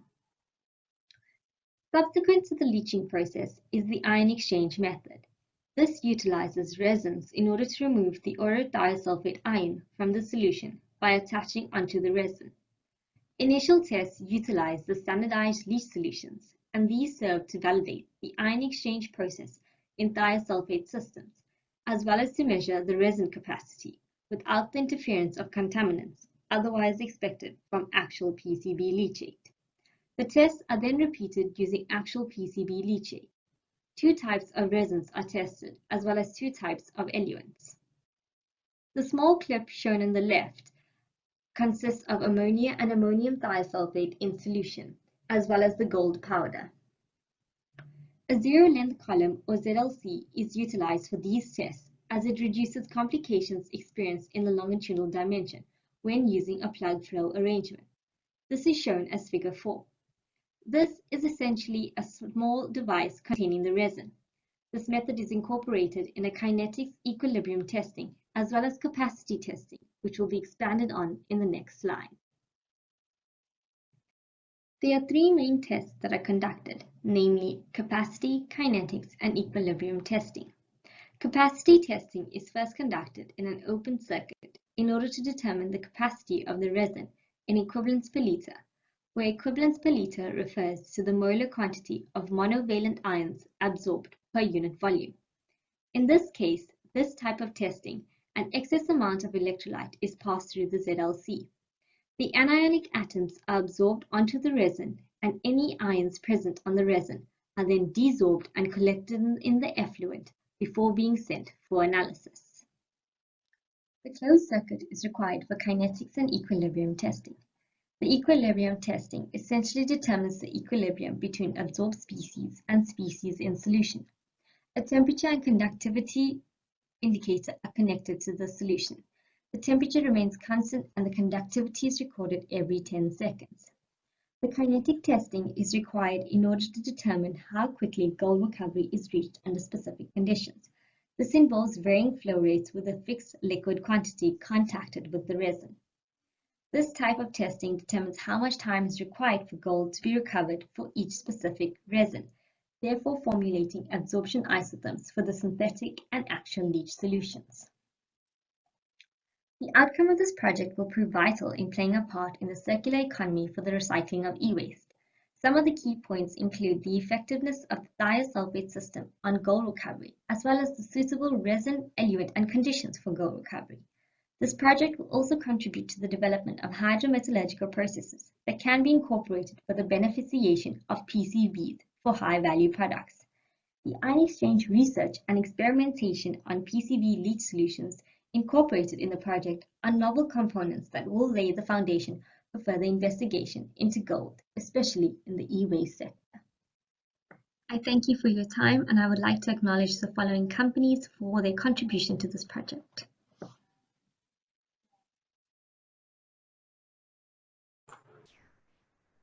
Thank you, Dashmi. That was a great presentation. The next presenter is Takuanda Kondo. Apologies if I'm pronouncing it wrong. A PhD student from the University of Cape Town. The presentation of the title of the presentation is Copper Recovery from Waste Printed Circuit Boards. I repeat, Copper Recovery from Waste Printed Circuit Boards. I request everyone to enjoy the presentation. Thank you. Greetings to you all. My name is Takunda Kondo, and I'm a master's student at the University of Cape Town. My research is on copper recovery from waste printed circuit boards using waste etchant from printed circuit board manufacturing. We live in a rapidly evolving world where the only constant is change. Our demand for electronics is continuously growing and their lifespan shrinking. In light of this, E-waste has become one of the fastest growing waste streams, growing at a rate of 3 to 5% per annum. Almost 50% of e-waste by weight is made up of large household appliances, and 20% each for consumer equipment and IT and telecommunications equipment. The Global E-Waste Monitor reports that in 2019, an average of almost 15% of global e-waste was properly recycled or disposed of, with the remaining undocumented 85% likely to have been dumped or inappropriately recycled. E-waste contains a high content of precious and base metals which can be recovered for economic benefit, and this presents an opportunity for the development of a secondary resource economy from the recovery of these metals. This has made e-waste a stream of interest with particular emphasis on the recovery of metals from printed circuit boards, which are found in most electronics. The major economic driver for e-waste beneficiation, particularly for printed circuit boards or PCBs, is the recovery of precious metals, as well as copper, which can constitute more than 70% and 20% of the value share respectively, depending on the type of PCB. A PCB is a bonded metal polymer composite consisting of base metals such as copper, nickel, tin, and lead, precious metals such as gold, silver, and palladium, and non-metallic polymer layers such as epoxy resin and fiberglass. There also is a certain amount of hazardous components in trace quantities. There are three types of PCBs, namely single-sided with one layer of conductive material on one side, double-sided with a layer of conductive material on each side, and multi-layered PCBs with copper-clad laminates such as FR4 cores sandwiched between resin-impregnated fiberglass or prepreg in addition to the surface conductive layers. The beneficiation of waste PCBs can be summarized into three general processing steps after collection, namely physical pretreatment for disassembly and size reduction, extraction of the desired metal fractions through mechanical processing and or pyro or hydrometallurgical processing, followed by refining through electrometallurgy for purification of the desired metal. Pyrometallurgical processing is carried out through smelting, followed by electrorefining for the recovery of copper and precious metals. Various e-waste treatment plants worldwide utilize this technology for the co-processing of e-waste with various other metal-rich streams. This energy-intensive process technology requires high capital input as well as significantly large volumes of high metal content streams for economic viability. In addition, the presence of halogenated flame retardants in PCBs requires extensive off-gas treatment installations to minimize environmental impact from the production of dioxins. Pyrometallurgical plants are often located in remote locations far from where most of the e-waste is generated and collected. In contrast, hydrometallurgical processing routes have proven promising for minimizing capital cost, environmental impact, and maximizing recoveries, and are suitable for small-scale applications. This is of particular interest within the South African context, where the e-waste recycling and collection sector is small-scale. The objectives of this study are centered around the hydrometallurgical recovery of copper from waste PCBs. The complete hydrometallurgical flow sheet requires manual dismantling to remove attached components, as well as leaching of the tin-lead solder used to attach the components. This is followed by the removal of the solder mask layer and leaching of the easily accessible gold and nickel plated on the surface of the board to prevent copper oxidation. Copper is located underneath the solder mask and nickel gold layers on tracks and pads and ground plane areas on the PCB surface. However, for multi-layer boards, the majority of copper is found in the inner layers, tightly laminated inside the board, hence the need for size reduction. In this study, the PCBs were shredded using an industrial shredder prior to leaching. The leaching process is reliant on the ability of the lixiviant to access the metal fraction, hence physical pretreatment for size reduction is an essential precursor.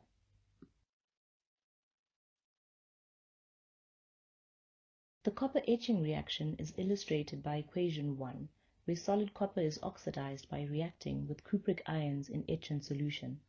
The pH of the etchant is maintained between 8 to 8.5 to maintain bath stability within the PCB etching process. The resulting product in equation 1 is immediately oxidized by oxygen, as illustrated by equation 2. Both the cupric and cuprous ions are insoluble ionic species in neutral and alkaline solutions without the presence of sufficient complexing agents, such as ammonia. In the PCB manufacturing industry, alkaline ammonia etching is used to develop the circuit pattern on a PCB. Here, copper-clad laminate is imaged with the circuit pattern where copper is electroplated, after which the remaining exposed copper on the board is etched off, leaving the desired circuit pattern. Over time, the etching process may generate an excess amount of copper-loaded etchant, as is evident by the case of a local PCB manufacturing company partnered with in this study. The cupric ions loaded in this etchant solution promote the leaching reaction, making this waste etchant an ideal lixiviant for copper leaching. The PCB manufacturing industry globally is estimated to produce 1 billion cubic meters of waste etchant annually. Therefore, there exists an opportunity for PCB manufacturers to utilize the accumulated etchant as lixiviant for the recovery of copper from waste PCBs. This will enhance resource efficiency in line with Sustainability Development Goal 12 by extracting value from both the waste etchant and waste PCBs and lead to a potentially viable revenue-generating stream. The aims of this study are to determine the feasibility of using waste etchant from PCB manufacturing for the recovery of copper from waste PCBs. This study intends to build upon previous work carried on in the research group on the physical and chemical pretreatment of waste PCBs. The proof of concept with regards to copper leaching using ammoniacal etchant is established, as is evident by its use as a lixiviant within the etching process in PCB manufacturing. This study aims to repurpose this waste stream for the development of an optimized copper recovery process. This will be done through a series of column leaching lab to pilot scale experiments. The shredded PCBs are packed in a leaching column where the waste etchant is circulated through the column. The loaded etchant is collected and continuously recycled. Various parameters such as pH, ammonia concentration, ammonium chloride concentration, and initial copper concentration will be studied to determine their effects on copper recovery. In conclusion, the success of this research will result in a fruitful synergy between PCB manufacturers and e-waste recyclers by utilizing and extracting value from waste resources in PCB manufacturing for the beneficiation of waste PCBs, thus promoting the drive towards a circular economy. The copper recovered can be utilized to manufacture materials used in PCB manufacturing, thus promoting e-waste recycling as a source of secondary raw materials and mitigating the demand for materials. In partnering with industry, it is the objective of this research to provide scientific evidence towards the development of a hydrometallurgical process flowsheet that can be implemented for the industrial beneficiation of waste PCBs. The work carried out will serve as a baseline for cost analysis for the establishment of a viable business case. This will yield much needed job creation. Thank you for your time and attention.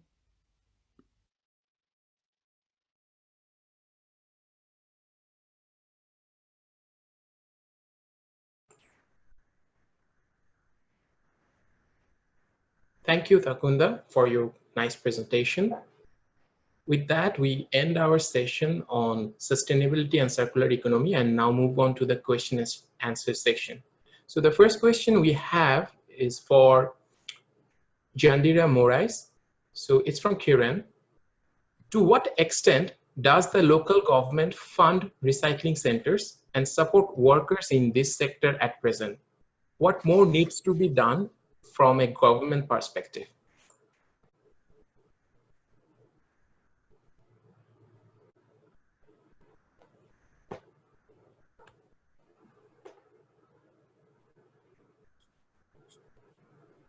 Hello, can you hear me? Yes, we can hear you. Okay. Thank you very much for the question. Like at the moment, like my government is like this sector is not well recognized by my government, and up to now, like the waste pickers still working into informal sector when they were supposed to be be formalized, like being like recognized by the government. And I do believe like the government should like provide more support in terms of regulation to take a waste picker from informal sector to formal sector, where they could have like social benefits like pension for the longer of stay involved in these activities. Also in terms of create like in terms of infrastructure, since many of those people still working in a very poor working condition and faces several health problems. And also like by formalize those people, in the case like my government regulate this waste picking activity, it would also directly empower the waste pickers parents, because like currently even like the children are involved in this sector, because sometimes the parents send their kids because they expect also that the kids also bring income to the house. I don't know if I could respond to the question. I hope so. Thank you, Takunda. There is another question for you. Sorry, thank you, Jandira. There is another question for you. It's from Kiran. Again, it's from basically Nick. I love how you place the marginalized group of waste pickers at the heart of your research and of urban mining and the circular economy. How do you think they see their role? Do they see their work playing an important part in a sustainable future, or are they just doing what they need to do to survive? Thank you so much. This is quite a very good question. I do believe that these waste pickers are providing like promoting circular economy. They're not doing only like to survive, although that many of them, because they are not well informed, they are just in order to get the income, in order to survive. But indirectly, they are promoting a social economy that directly provides social, economic, and environmental benefits to the society.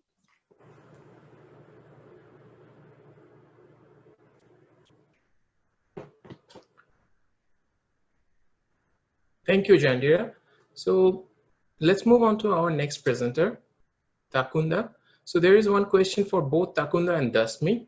And we know like Dasmi is not present with us here today, but their supervisor, Dr. Moyo, is here with us. So maybe I will ask the question. At first, we can get to hear from Takunda. Then it would be great if Dr. Moyo could add something on that.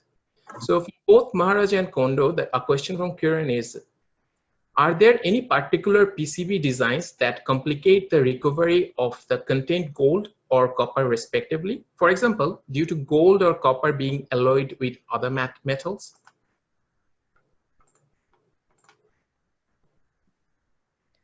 Thank you for the question.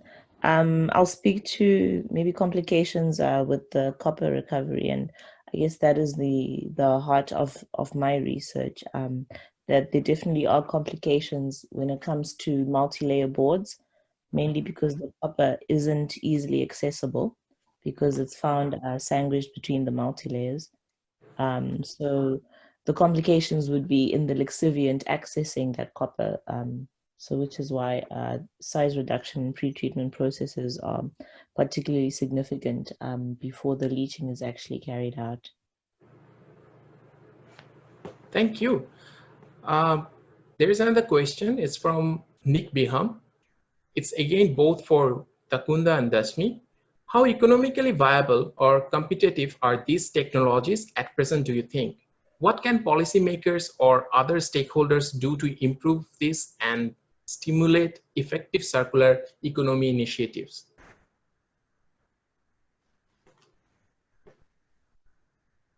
Thank you for the question. As to the economic viability, I think at this present stage with this particular idea, that's yet to be evaluated, but I do think that it will be economically viable because it's not like, because obviously you're using a waste as your raw material, so there aren't any additional costs associated with using that lixiviant, because it is a waste. And in terms of copper recovery, that I do expect to get very good copper recoveries, which should make the process very economically viable. But it would be very interesting to see how economically viable it is, and the aim eventually of the study is to actually make a baseline for us to actually be able to do a cost analysis to determine how economically viable and how competitive it would be versus perhaps things like pyrometallurgical processes that are mostly used currently for this process. Thank you for the question as well. So I'll just add on in response from Dasmi's work. Initially looking at accessibility to the gold and how easy it is to leach, whether it's alloying or not. Yes, we are seeing a change in terms of the design of the printed circuit boards, where there is less and less of gold being used, and it being alloyed with other metals such as nickel. But we still find that it is still the key attracting feature in terms of value for recycling. So there's still a need to continue to make effort to extract that gold. And basically we're trying to look for greener technologies that can be applied, especially considering the small scale nature within developing economies.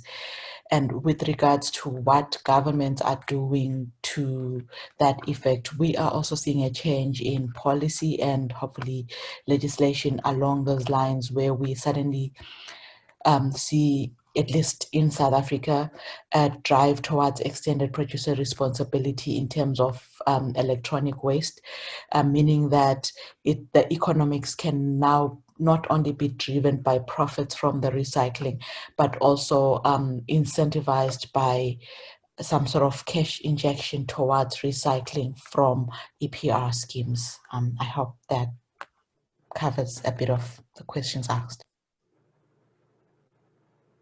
That was wonderful. Can we have your thoughts on like the previous question, which was like, are there any particular PCB designs that complicate the recovery of the content gold or copper respectively? For example, due to gold or copper being alloyed with other metals?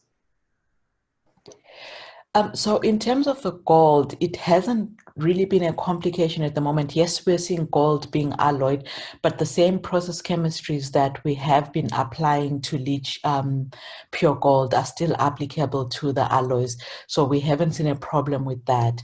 The problem only comes in with the copper metal, more because of accessibility than anything else.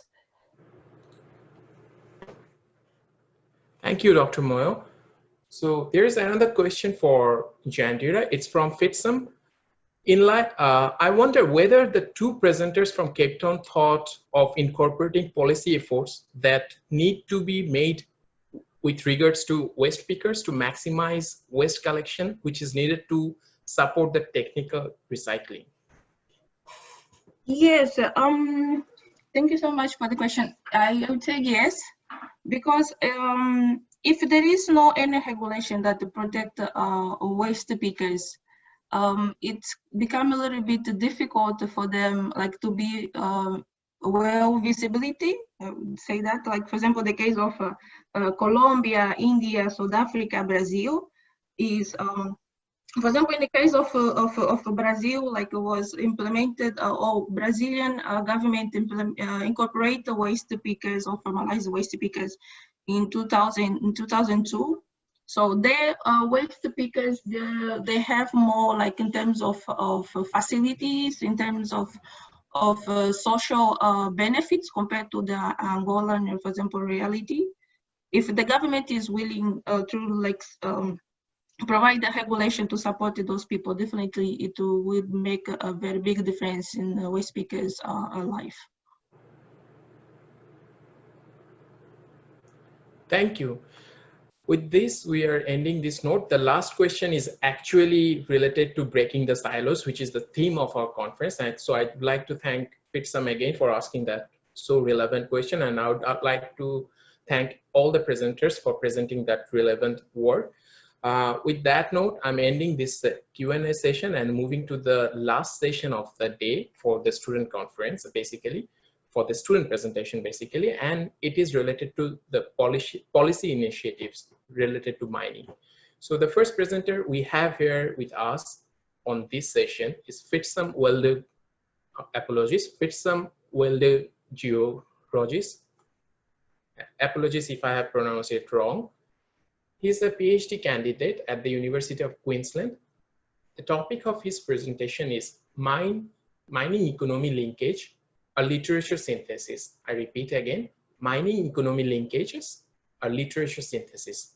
I give the floor to Fitsum. Thank you. Hi, everyone. My name is Fitsum Samarawala Georgis, and I'm a PhD candidate at the University of Queensland. My topic is on mining and economy linkage, a literature synthesis. Following a brief introduction, I will discuss summary of the literature review. I'll then speak about some research gaps before concluding. It's been more than 10 years since the African Mining Vision was put in place, with resource-rich African countries pledging political interest in ensuring mining is leveraged for broad economic development. And it is of paramount importance to ask whether that has been the case. So with every mining investment, there is expected impact on the host economy. And over the last 3 decades, there has been a chronology of policy implementation, starting with the 1990s, where countries adopted policy specifically aimed at attracting foreign direct investment. And this was largely influenced by the World Bank documents on strategy for African mining. More than 30 African countries adopted this strategy. And the outcome has been that there was huge inflow of investments. At the same time, there was huge outflow of raw materials, which means that there was limited or no value addition to the local economy. This is generally due to a combination of generous tax incentives, weak policy design, and lack of transparency, which meant that these countries were denied significant fiscal income. At the same time, they became prone to rent seeking, corruption, tax planning, and tax evasion. The next decade saw a wave of reforms, specifically with stringent fiscal policies aimed at promoting revenue, government revenue. At the same time, governments pushed companies to make more direct investment on the local economy through the corporate social responsibility activities, which were poorly targeted, and policies were met with complexity regarding the right fiscal taxation instruments, as well as poor governance and transparency. And so overall, rising commodity exports have not translated in industrial transformation. And this is partly due to the so-called Dutch disease problem, which simply refers to a situation when mining investment inflows result in undesirable effect on other economic sectors through appreciation of the exchange rate. And this caused deindustrialization in the non-resource tradable sectors, as well as concentration of capital investment and economic activities around the export resource sector. And this led to arguments that companies actually operate as enclaves, which simply means that there has been export-oriented extractivism with no or limited value addition. In order to address the enclave problem, then attention shifted towards developing supply chains. And so following Hirschman, a literature challenging the enclave problem actually argues that there is indeed a potential for mining to be linked to the local economy. There are different types of linkages, of which fiscal instruments are one, but local content policies have re-emerged as preferred instruments. But what is local content? Well, there is no single definition, but generally it refers to the value added or retained at national or local economy when mining operations source inputs, which include goods, services, capital, labor, and intermediate products from within host countries, as opposed to from outside host countries. The arguments for LCPs include that there are opportunities when mining companies increasingly outsource non-core components of their activities. There are also opportunities for local suppliers as they are located in close proximity to mining operations. And also the large spending by extractive industries on procurement creates more opportunity than fiscal payments. So many African countries adopted LCPs. At the same time, mining companies also have adopted their own LCPs. Overall, there has been very limited locally sourced inputs, and the problems relate firstly to policy design. So the narrow focus on procurement is problematic. The way local is treated within the local procurement definition is ambiguous. So it's very hard to decipher whether it refers to national or subnational. Additionally, local ownership often conflates with local content. For example, a business owned by locals doesn't necessarily mean that it contributes to local content. By the same token, a foreign-owned but locally based business can contribute to local content. There is lack of specific, comprehensive, and consistent targets. And where there are specific targets, there is a lack of incentives and sanctions. LCPs contravene with bilateral and multilateral treaties on trade and investment. The second problem relates to supply-related issues. There is generally weak industrial base, which means that there is mismatch between what these countries target on local content versus what they actually offer in terms of local capability. The third problem relates to demand. Mining companies have high procurement standards. They value quality, quantity, and price of the supplied goods and services. They also value reliability of deliveries. Supplier contracts are handled in headquarters of mining companies, and that means that these companies have well-established and trustworthy supply sources, and it becomes difficult for them to transition to local sourcing. Demand also shifts with technological innovation, which makes it hard for local suppliers to be competitive. The fourth issue relates to institutional aspects. More often, companies adopt centralized approach with a lack of inclusive decision-making process and transparency. And so a favorable avenue is created for corruption and rent-seeking behavior. There is lack of coordination and partnership between governments, industries, business communities, and key institutions. So key information exchange is missing with regards to policy on the one hand and business and industrial opportunities on the other. So overall, LCPs are considered inadequate as linkage pathways for broad-based economic development. And recent literature finds that the enclave problem hasn't been addressed adequately.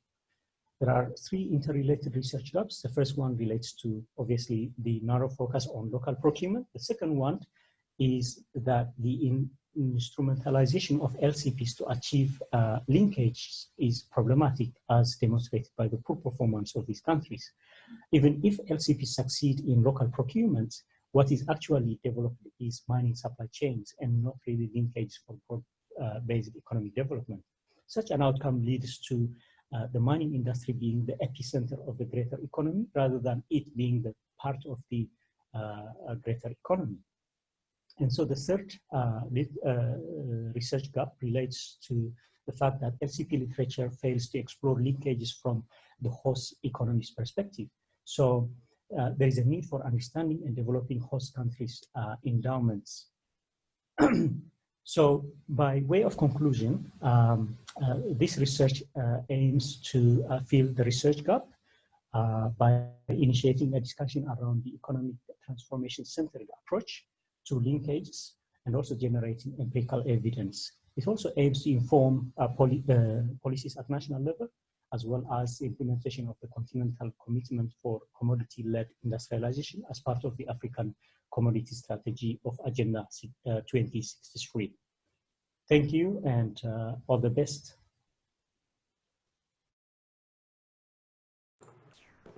Thank you, Fitsum. I must say that's a very lucrative way to present the literature review. Let's move on to our next presentation. It's from Rowan Hawkes. He's a graduate research assistant at the University of Exeter. His presentation title is The MIREU Project, Networking European Mining Regions, European SLO, and Work in Cornwall, UK. I repeat, the MIREU Project, Networking European Mining Regions, European SLO, and Work in Cornwall, UK. Let's enjoy his presentation. Thank you. Hello, thank you for joining me for this talk about the MIREU project and its work related to networking European mining regions, social license to operate or SLO, as well as some research we've been doing in Cornwall. I'm Rowan Hawkes and I'm a graduate research assistant at Camborne School of Mines / University of Exeter working on the MIREU project. I'm just going to turn my camera off so we can get going without me blocking the screen. And we'll move along. So just to give some context, Europe has a bit of a raw materials problem. It currently consumes about a quarter of the world's raw materials, but production has dropped from about 50% in 1850 to just 5% in 2009. So there's a big discrepancy between consumption and production, and obviously this has security of supply risks, among other downsides. And the European Commission and governments recognise this problem, and there's now a big movement to rejuvenate the European mining industry. And part of this involves research projects, including the MIREU project. MIREU is a Horizons 2020 funded project with about 30 partners. It's a mix of research institutions, geological surveys, regional authorities from across 16 European regions. And today I'm just going to talk about two of the aims of the project, the top one about networking and the middle one there about social license to operate. I'm going to start talking about a project between Cornwall in the southwest of England and Saxony in Germany. So part of the MIREU project's networking work involves a twinning project between the regions of Cornwall and Saxony. The aim is for the regions to work together, learn from each other, exchange best practice. And Cornwall is represented by the University of Exeter and Saxony is represented by GKZ Freiburg. So we haven't picked them randomly. Cornwall and Saxony have a lot of links between them, some of which I've just highlighted here. And they have similar stories as mining regions of Europe. They were both rural regions that became heavily industrialized with mining. The industry then declined, but they're now being re-evaluated or re-explored with new technologies and methods. So this is just a very brief overview of their mining history, if you like. As you can see, they both have mining going back a long way to the Bronze Age and the Middle Ages. Both have been globally significant producers at some point. Cornwall with tin and copper, Saxony with uranium. Both suffered downturns around the end of the 20th century. And now, like I said, we've got renewed interest in mining in these areas. Another thing that really ties these two regions together and makes them very unique is the fact they both have mining-related UNESCO World Heritage Sites. So Cornwall's there on the top was inscribed in 2006, and the Saxony one was inscribed in 2019. And the Cornwall team actually helped the Saxony team with their application, so they collaborated together. Just an overview of the research projects that the University of Exeter and GKZ have worked on since 2015. So we've got FAME and Remix, which are finished now. MIREU is obviously ongoing, and Green Peg is new on this year. Afraid I don't have time to go into what each one was doing, but you're welcome to look them up.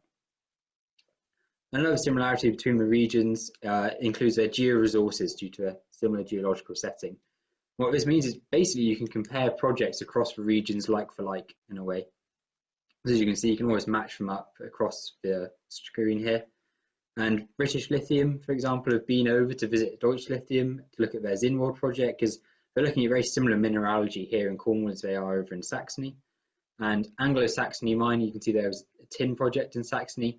That company was basically previously Treliva Minerals, and they were exploring Cornwall before they moved over to Saxony. So there's also very strong industrial links between the two regions, as well as research and heritage. So this diagram just kind of shows the 4 areas we've been working on to twin and bring these two regions together, including some of the initiatives we've undertaken. Not all of these could be fulfilled due to COVID and travel restrictions and so forth, but we've still been very successful. We've got societies in Cornwall that want to go and visit Saxony. We've got industrial partners that want to work together. So it's been a really useful project for both regions. Now move on to talk about the social license to operate part, SLO. There's many different names and terms to kind of refer to the same thing, But I just kind of want to point out it's actually not just a term and thing used in the mining industry. So it goes a bit beyond that. But in mining, SLO basically comes down to do a local community support or oppose a project. And it's not a paper license. It's not something that's signed off by the government or permitting authorities. And it's very dynamic. It changes. Just because you have SLO for exploration doesn't mean you'll have SLO for your operation or your restoration phase. And it's very context specific. It will vary from village to village around a project, or even between households. So it's very dynamic and context specific. And why should we care? Well, principally, I think we should care from a moral and ethical standpoint. It's about being responsible and good neighbours. But there's a very strong business case for SLO as well. And this is just some figures from the Ernst & Young Business Risks and Opportunities report for the last 3 years. As you can see, for 2019 to 20, license to operate was number 1. Into 2020, business license to operate was number 1. And going into next year, license to operate still ranks number 1. Number 2 is basically high impact risk as COVID. People are still ranking license to operate as the biggest risks to the industry above that, surprisingly. And it's been in the top 5 actually for the last 5 years. And there are other reports out there like this that don't rank it as number 1, but it still ranks very highly. So it's just, there you are, just to see more lined up. So the idea of SLO in Europe is fairly new, especially compared to places like Australia and Canada. So like I say, governments and companies have recognized the importance of mining in Europe, but the general public doesn't so much yet. And many view it as a dinosaur industry that's no longer required for modern society. And Europe suffers from a relatively high population density, which means more often than not, mining is in someone's backyard. So the MIRU project has worked to define what SLO in Europe can mean. That's what I've got up on the screen here. It's also working to understand SLO in Europe and then develop tools that can be used by a range of stakeholders to kind of improve the SLO environment and performance. This is just an overview of some of the work the project's been doing. So we've got the guidelines and toolkit that are basically 2 sides of the same coin. And they can be used by anyone who wants to know more about SLO. There's tools and case studies in there for companies to learn from. We've also been developing some education and outreach tools, an SLO card game, and we've also made this European SLO model to help explain how SLO in Europe works. And this is quite unique, is in the fact that it shows both a community dimension and a societal dimension, because the level of SLO can be different within the community to wider society, because the values between society and community can be fundamentally different. Now I was going to talk briefly about Cornwall, and just wanted to explain Cornwall's potential as a mining region, especially for the UK. Cornwall is the real hub of metal mining. And this graph was put together by Rio Tinto and MIT in 2018. And it has quite a lot of synergy with what's going on in Cornwall. So we've got tin, quite a lot of tin projects going on, and lithium and tungsten. They're in purple because they're also critical raw materials listed by the EU. And then we've also got reserves or occurrences of silver, nickel, gold, zinc, and salt in Cornwall. So it's a massively important mining region for the UK and Europe. So now is quite an interesting time to look at SLO in Cornwall with all these new projects going on in the last 10 years. And it's a good proxy or analogy, if you like, for an old mining region that's being revisited with new technology and methods, which is an increasingly common trend we're seeing. And also SLO can vary quite a bit in the region. So you can see here on the left, we've obviously got support for a mine. On the right, opposition to a quarry. This is some work we've been doing in collaboration with Wardell Armstrong, a consultancy based in the region. And we assessed these projects through planning applications, which is the main mechanism for public feedback in the UK. And we looked at the number of public comments made on a project's application and then kind of mapped those out. They were support, opposing, or neutral comments. And then for 3 case studies, we dived a bit more in depth, did some thematic analysis for that. And then this is just finished with a nice picture of Cornwall, some kind of early takeaway points, if you like. And what we've basically found is the SLO environment is very, generally very positive in Cornwall, much more than the rest of the UK, I'd say. And what's very rare is you do actually see support voiced for projects, and that's quite a rare thing. Occasionally there are slip-ups, things do go wrong, and it's quite a slippery slope. Those projects get noticeably more attention. There's a lot more comments on those applications. But overall, we found the ESO environment to be very positive, and that's strongly tied to the cultural association and heritage of mining in the region. Just going to wrap it up there because basically out of time. Some contact details for me there if you want to get in touch, ask a few more questions. And if you want to know more about the Myriad project, there's some details up there as well. So yeah, thank you for listening. Thank you, Rowan, for your wonderful presentation. Now I'm giving the virtual floor to Dr. Gary Flumhoft, who recently has completed his PhD from Sustainable Minerals Institute at the University of Queensland, and today he's going to talk about the case for decentralization of mineral ownership. I repeat, the case for decentralization of mineral ownership. I invite everyone to enjoy his presentation. Thank you. Hi, my name is Gary Flumhoft, and I recently completed my PhD in the Center for Social Responsibility in Mining here at SMI. And my topic was the topic of ownership of minerals, which is a neglected topic of research. And this was my third journal article entitled The Case for Decentralization of Mineral Ownership. I'm going to use the Pechakcha or Pechakucha method for this presentation, which is 20 slides of 20 seconds each. So that should keep me within the time limit. Okay, ready, set, go. The resource curse is one of those wicked problems that's very difficult to solve. It was first defined by Sachs and Werner as the idea that resource-dependent countries have lower economic growth. And there's two basic theories. One is the market theory, and the other is the governance theory. Within the governance theory of the resource curse is Michael Ross's concept of the rentier state. And that is that governments that collect resource rents instead of taxes are not accountable to the citizenry. And I tend to agree with this theory. If we look into the basis for Western property law in the Blackstone commentaries, we find that all the great theorists said that the earth is common property and that the application of labor to the commons is what defines private property. But some of the oil company owners may have had different ideas. So this leads to the first premise that minerals are a common property resource, and the second premise that people desire fairness. And so my hypothesis is that communal ownership of minerals will have better outcomes controlling for other factors. So how do we know that people desire fairness? Watch this. And she gets a grape. And the other one sees that. She gives a rock to us now, gets again a cucumber.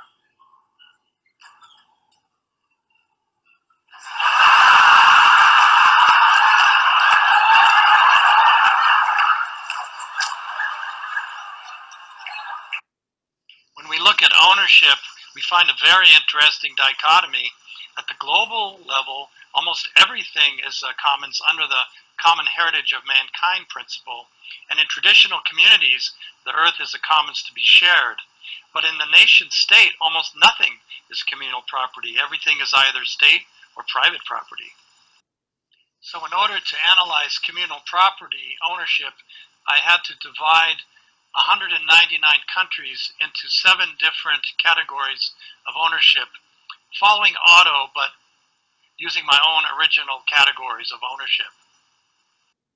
This led to my conceptual framework, which is that various systems of property ownership as influenced by governance will lead to better or worse human development outcomes as measured by the Human Development Index, which is a better measure than GDP since it includes life expectancy and education. Next, I'm going to go through all the systems of mineral ownership as defined by the mineral laws or the national constitutions of each country.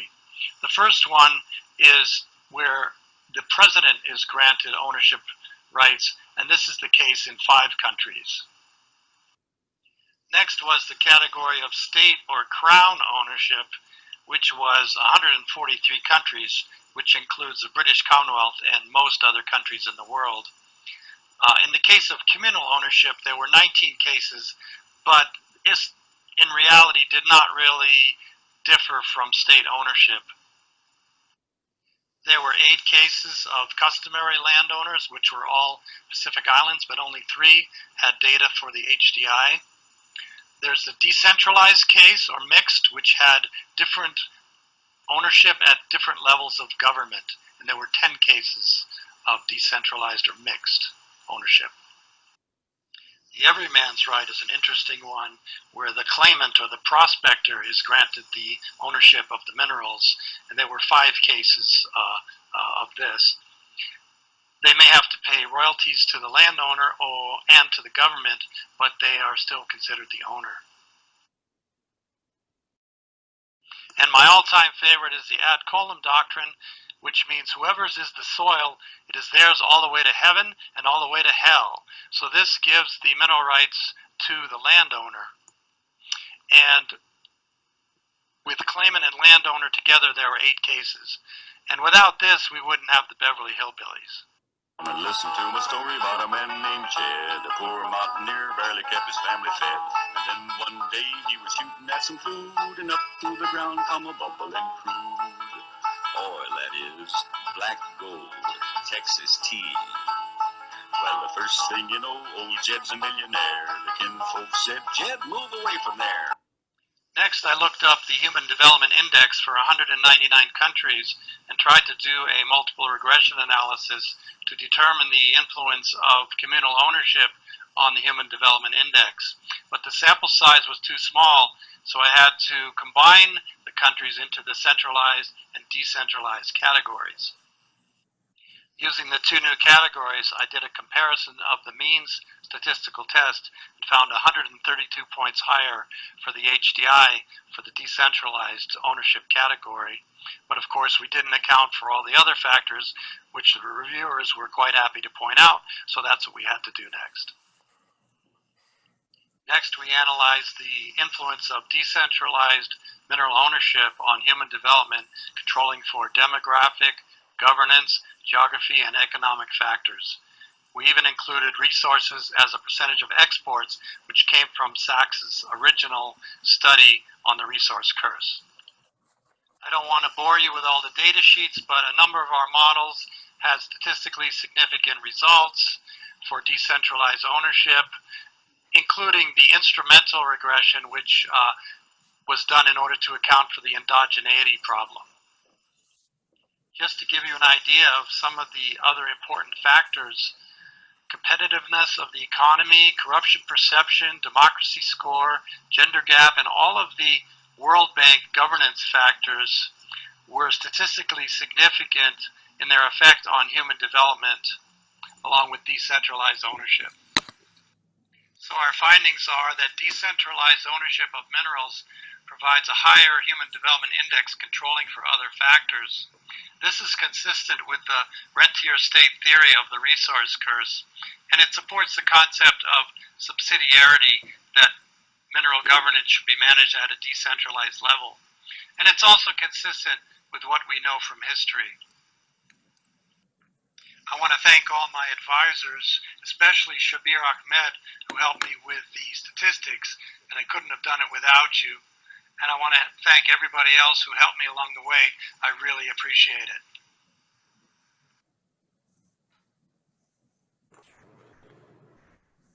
Thank you, Dr. Flomhoff. That was indeed a very entertaining and also a thought-provoking presentation. We are running kind of out of time, so let's move on to the Q&A section quickly. We have time for 1 question for one presenter. So let's start with Fitsum. There is a question from Kieran Doyle for you. Is local content policy easier or harder to manage in ASM projects with the influence of their nearby communities? Is the relative lack of regulation a contributory factor?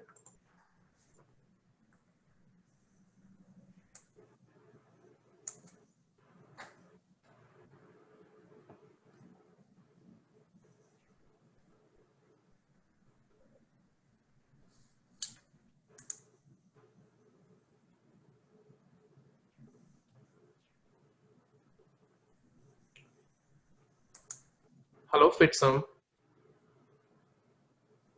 Hello. Hi, I just unmuted, sorry. It's okay. Yeah, thank you for having me, and thank you for the great question. I have to say that my research mainly focuses on large-scale mining, although I have a focus on ASM as well. But I think it's important to understand that local content policies are mainly designed for large-scale mining projects or operations.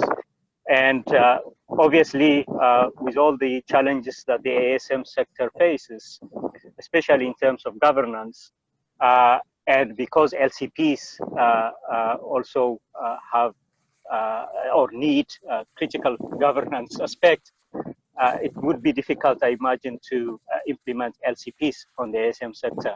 But I think my main argument here is that LCPs overall as a policy, I mean, have been counterproductive as a so-called policy fix. And the aim of my research is really to clarify that this has been the case and explore, whether the theories that were behind these policies have some flaws and they can be improved in order to ensure that linkage, which is the ultimate objective for LCPs anyway, are focused on broad economic transformation rather than just developing mining supply chains. Thank you, Fitsum. We are looking forward to read about your work a lot more. Let's move on to Rowan Hawks. There is one question from Kiran. What are the next steps for your research? How will the work of MIRU be built upon and further developed in the coming years? Hi, thanks, Kieran, for the question. So Miru's got a kind of inbuilt continuation from the project because we're going to form what's called the Council of Mining and Metallurgy Regions of Europe. So that's going to be kind of a continuation of the network we're forming, and that's going to carry on some of the work of the project. And what it will allow us to do is respond to feedback once people start developing the tools we've created. So the project is not really going to go away, it's just going to kind of continue in a different form. So that's kind of how that research is going to be carried on. But the next steps is kind of going to be is to put these toolkits for SLO out there and then see how people respond and use them and then respond to that. Thank you, Rowan. I must say your research is very fascinating. We have one question for Dr. Flomhoft, and the question is basically on behalf of Nick.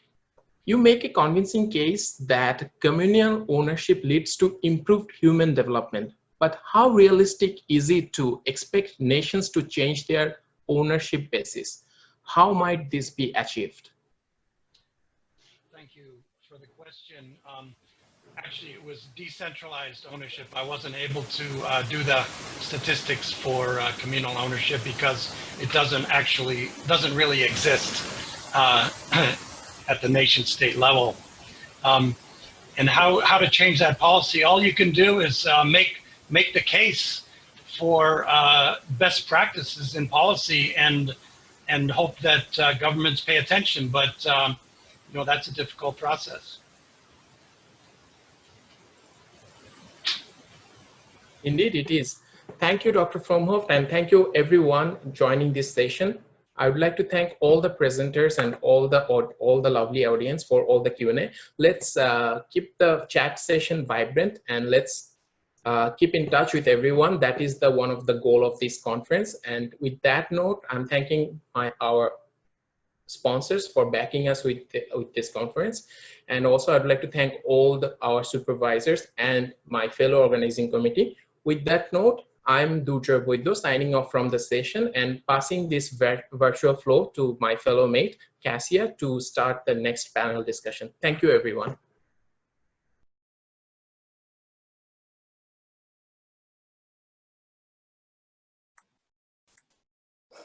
Hi, everyone. Hello from DC. Hello. Hello. Thank you for joining me today for panel 2 of day 2, where we're discussing mining for society. And I hope this discussion brings together the myriad of subjects we've covered in day 2 of the conference, which includes breaking silos, policy, sustainability, ASM, the circular economy, and the circular economy. I've read it on my list. My name is Cassia Johnson. I'm a PhD candidate from the University of Exeter, and my research focuses on ASM in Ghana, and I'm also a professional geologist. The panelists who we are honored to have with us today are Cristina Villegas, a world-renowned expert in ASM who focuses on the intersections of development, sustainability, and responsible sourcing. Cristina is the director of Mining at Pact, a global nonprofit development organization based out of Washington, D.C., with projects in over 40 countries. We also have with us Dr. Jocelyn Fraser, a postdoctorate fellow at the University of British Columbia, based in Vancouver, Canada. Jocelyn is an expert on social risk and social responsibility in the global mining sector, having 24 years of experience in generating shared values for companies and communities that host operations. And last but not least, we have Dr. Glenn Corder, a Principal Research Fellow at the Sustainable Minerals Institute at the University of Queensland, based in Brisbane, Australia. Glenn is an expert in industrial ecology, the circular economy, and sustainable risk management frameworks. Thank you so much, Cristina, Jocelyn, and Glenn for taking part of the panel today. When thinking about the question to ask this panel, I was going to ask the general question of how mining can be used for the betterment of society, but my attention had brought me closer to home in Canada and also to my research in ASM in sub-Saharan Africa, which led me to the following question. 19th century gold rushes are often recognized as being foundational building blocks to the modern day societies of developed nations such as Canada, Australia, and the USA. What challenges do modern resource rushes in the developing nations of today face that countries such as Canada, Australia, and the USA did not face in the 19th century? And what does this mean for societies in both developing and developed nations? I understand that Glenn has something at I just have to go right on 12. That's all. Yes, so we'll start with you if you don't mind. Thank you so much. It's nice to see you. Yeah, nice to see you too, Cassia. And thanks for. Look, I'll just make my response. I guess fairly short. I'm thinking, just in answering your question, and also thinking about the topic about mining and society. I think historically, and I know you were going back to the 19th century, broader society has been disconnected from mining. Unless you were living in a mining community and working in a mining town, it's been so far up that value chain compared to companies and organisations that were selling directly to consumers. But I think what's changing now is obviously the things around responsible sourcing and that drive for having responsible sourcing. So cars, phones, iPhones, for instance, and Apple and BMW, just to pick on a couple, and many of the other organisations are the same. They're ensuring that the materials that they're using, so the metals that they're sourcing and the metals or the minerals that they're sourcing, are coming from responsible sources. So that there's no ethical issues, there's minimal environmental impact, and there's not issues around human conflict and so forth. So basically living up to good sustainability principles. And I think that's, I think those issues are important because it's making the mining industry, while it's adopted a sustainability agenda, it's really making it completely relevant in terms of their downstream supplies. So, ensuring that these requirements are in place. And I think that's also pulling the mining industry closer to society so that people can see that the products that they go and buy have been sourced from mines and operations that meet responsible sourcing performance criteria. Thank you very much. Yeah, it's interesting that there definitely is a disconnect between society and mining companies. Not very many people know what goes on at a mine. And I also think it's interesting in the 19th century for just the reputation of mining in general. It didn't have the same reputation as it does today. So I think the mining industry has done a lot to improve. We've done a lot to improve a reputation, but in the 19th century, it was more encouraged. And like when I was thinking about the 19th century, I was kind of thinking about the small scale mining in Yukon and where it was really heavily encouraged by the governments and the frameworks of the time. And I just find that dichotomy quite interesting. But yeah, thank you so much. I don't want to talk much more. Christina, I will give the floor to you. Sure, and thank you for having me. It's a pleasure seeing Glenn and Jocelyn, whose names I recognize from various papers. Yeah, so I'm the director of mining at PACT. Kasia, you mentioned that this topic is close to home for you, I think being based in Canada. It's actually very close to home to me because I'm actually from Gold Country, California. We have Placer County right next door to where I'm from, and yeah, the Sacramento River was 10 minutes from my house, at the American River, I should say. So that's of course gold found in that river is what spurred the 1848-1849 gold rush to, people often say settle the West, but let's remember people were there before, and you know, dynamic communities were there before. I think, you know, to your question, what makes those gold rushes different from what's going on in developing countries? First, I want to point out that ASM is still active in those countries that we talk about. So in the US, you find artisanal miners, you know, digging without PPE inside a mountain, you know, telling me that, you know, they won't wear any safety gear because they can't hear the cracks in the mountain. I'm like, if you hear a crack, it's too late. And so, you know, you have miners in California, Arkansas, Arizona, Montana. You can even go digging for diamonds in different parts of the US. The only kind of child labor I support is recreational, and those kids actually do dig up some diamonds every once in a while. And there's of course small scale gold mining happening in Alaska. Just watched that Gold Rush TV show. Those are small scale miners tromping through the mud. And then of course there's artisanal miners all over Australia, and the ones I know about are mining gemstones that I drool over on Instagram. But I just want to point out that you know, ASM is not just a developing country phenomenon. It's still very much a livelihood in American and other places where I think it's convenient to forget about them. The second thing I wanted to say about the topic is, you know, the difference between the miners of before and the miners of today is that I think we romanticize them. So in the California gold rush, which I'll talk about, it was chaotic. It was the Mexican-American War had just been fought in 1848. That's like when it ended. You had native peoples trying to defend their land from all these settlers that were coming in from all over the world. You had mercury sloshing around. You had sex, drugs, rock and roll, chlamydia, everything that you still see today. And so I'm not actually sure if it was more accepted back then. I think it still had negative associations that you still see today. You might be surprised that whenever I'm in the capital cities of different places around the world, and I mentioned I'm going to the mining areas, the government officials will often say, oh, you know, those illegal miners out there, you know, they're foreigners and, you know, or they're, you know, committing all this crime. And then I'm usually come back to the report to them that they're actually locals and talk about some of the economic impacts and the comparison between their mining incomes and their local average income.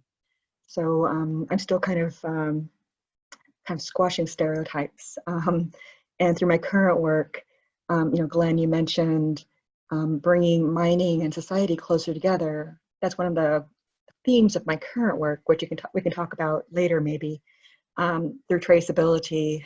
I'm encouraging that to happen. I work a lot in jewelry right now, and I often have to tell people, you know, gemstones do not necessarily all come from Tucson, which is a big gem show around the global gem show. And, you know, gold comes from 70 countries, actually about 80. And do you know where your gold comes from? Do you know what you're supporting? Do you think you know about that recycled gold? Is it post-consumer recycled? Or is it smuggled out, you know, for various, you know, various reasons, which that's a whole different conversation. So back to your question. What makes the mining rushes of today different than before? You know, I think I'll just focus on the California case. I think California had the benefit of good timing. It was coming at a time of the end of the Industrial Revolution, so you had a lot of new investment capital. You also had pretty rich soil that was available, and you know, mining communities and the relationship with farming and mining is very well studied in West Africa. But I think the difference between back then and now is a real emphasis on infrastructure. Transport. The reason that the railroads are across the US right now is because of mining, and because California was really the first, you know, the frontier states to really be a focused settler area because of the gold rush. And the US, having just acquired California, was very eager to lay its claim and make sure that you know, that the gold was captured and by Americans. And then they also invested in aqueducts that turned California desert into fertile fields. So I think that might be one of the big differences between then and now, is really the infrastructure emphasis. And also I think the emphasis on diversification. Because of its investment availability, people who didn't like mining were able to find other things. And because California was a first mover, they could service the whole state, they could service the whole West, and it became a major manufacturing hub. And so kind of all these things kind of come together. When we think about what could be some of the solutions now, again, infrastructure, you kind of come up against conservation tensions then. You didn't have that back then. You had John Muir, kind of a lone voice in the wilderness, speaking about conservation, but he was kind of alone.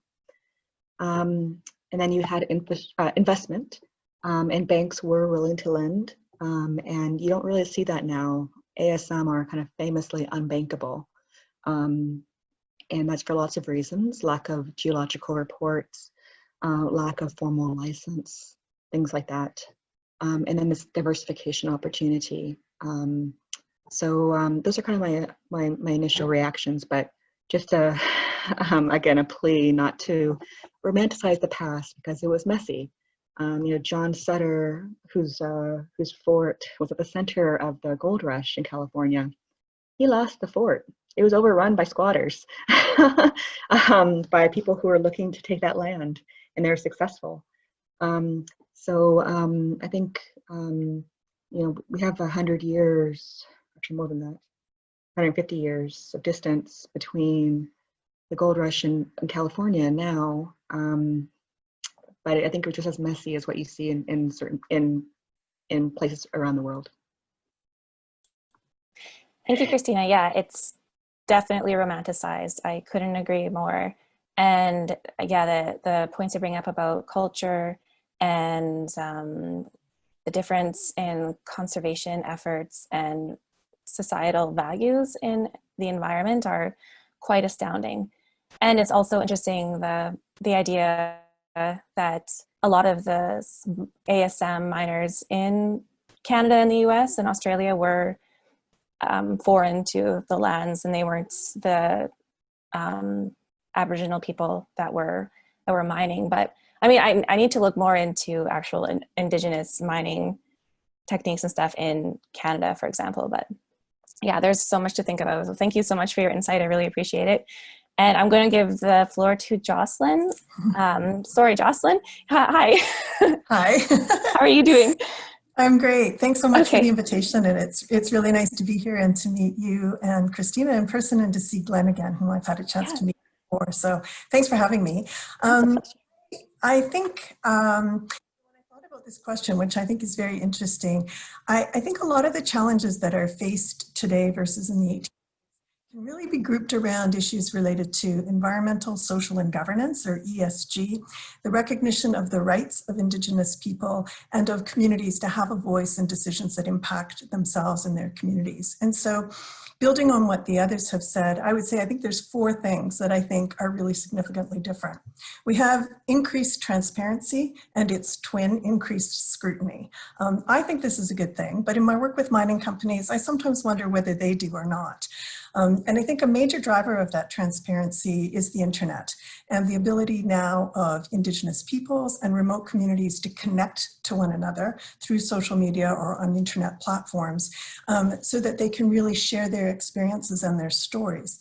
And it gives us an ability to see things in a way that we couldn't in the 1800s. So, think about those devastating pictures that came out of Brumadinho last year, right?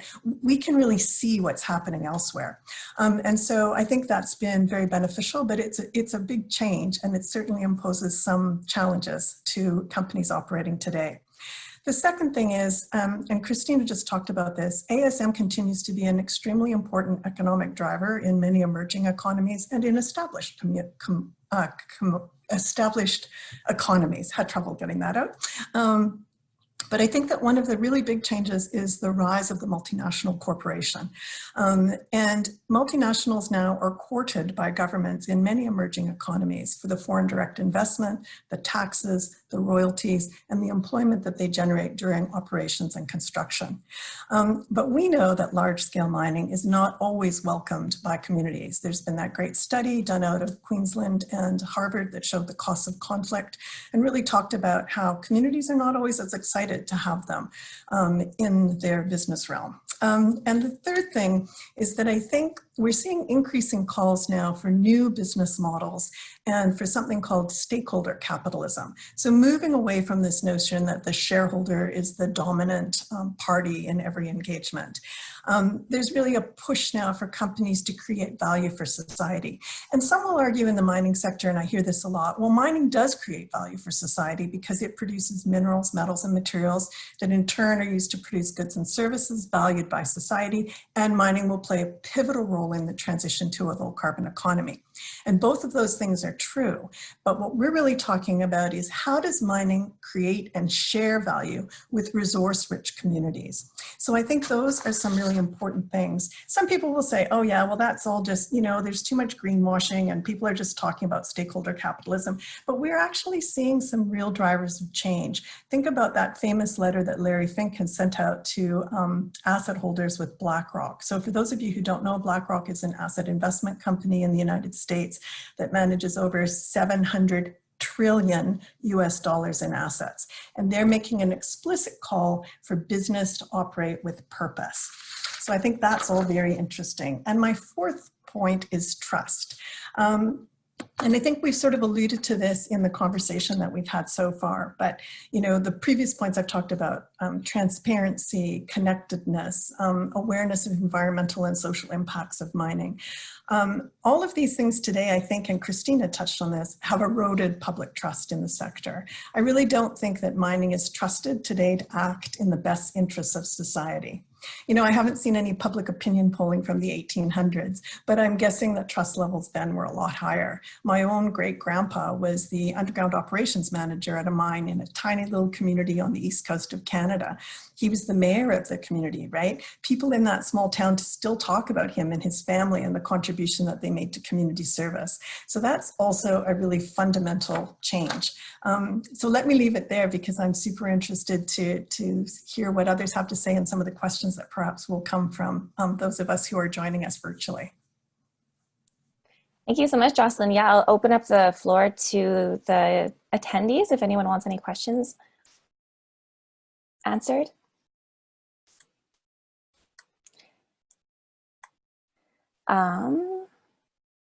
I want to talk about were you able to watch the presentation by Flamenhoft, the one that was just on about decentralizing ownership of, that kind of reminded me of what you were saying, just decentralizing the ownership of mines.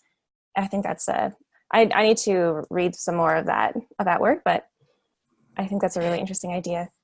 Yeah, and it kind of goes into stakeholder. Yeah. Sorry, go ahead. I think I was just going to say, I think as we start to explore some alternative business models for mining too, there's this idea of mining as a service where communities might own the resources and they might contract mining firms to work for them instead of simply being the host and kind of being, what I would call piggy in the middle between the mining company and the government, where communities don't, they take all the impacts and they get some benefits, but they're not really seeing the kind of benefits that mining could really deliver to support their own long-term sustainable development. Yeah, Cassia, your query about the decentralization, I can't say I watched the whole presentation, I caught the end of it, but it reminded me of a story. One of my first trips to a mine site, actually my first trip to a mine site was actually my most scary experience. I learned to always take a picture before you actually take a picture of anyone. You have to ask that person, not just the mine boss, and always ask where that mine site ends, because I ended up taking pictures of what ended up being college students who are mining for their tuition. So it's you never know who you'll meet on a mine site, but I remember them taking a picture of, or being very upset with me because they were like, "Who are you? What are you doing here?" And my normal response, kind of situations, is, "Oh, I'm a researcher. I'm so sorry. I should have asked your permission." And they're like, "What's your research purpose? Who's your research audience?" And I was like, "You're not farmers." And they ended up being college students who didn't want their pictures on the internet because they happened to be paying for their tuition, and their friends in school, their fathers were big men. But I remember I met someone. It was a woman, actually. Women are about 1/3 of all ASM miners around the world. People don't really realize that, but they're there. You should ask for them. And one of the women I met, she decided to become like a fixer for people's mining licenses, because she realized there's a gap, because you had to take a bus or a car 11 hours from that mine site, from the mining area in Sapo Sapo County in Liberia, to the capital city, which is where the mine licenses were issued. And then you had to pay the official license, and then you had to pay the unofficial fees, and wait 5 weeks, and then do follow up and pay more fees, unofficial, of course.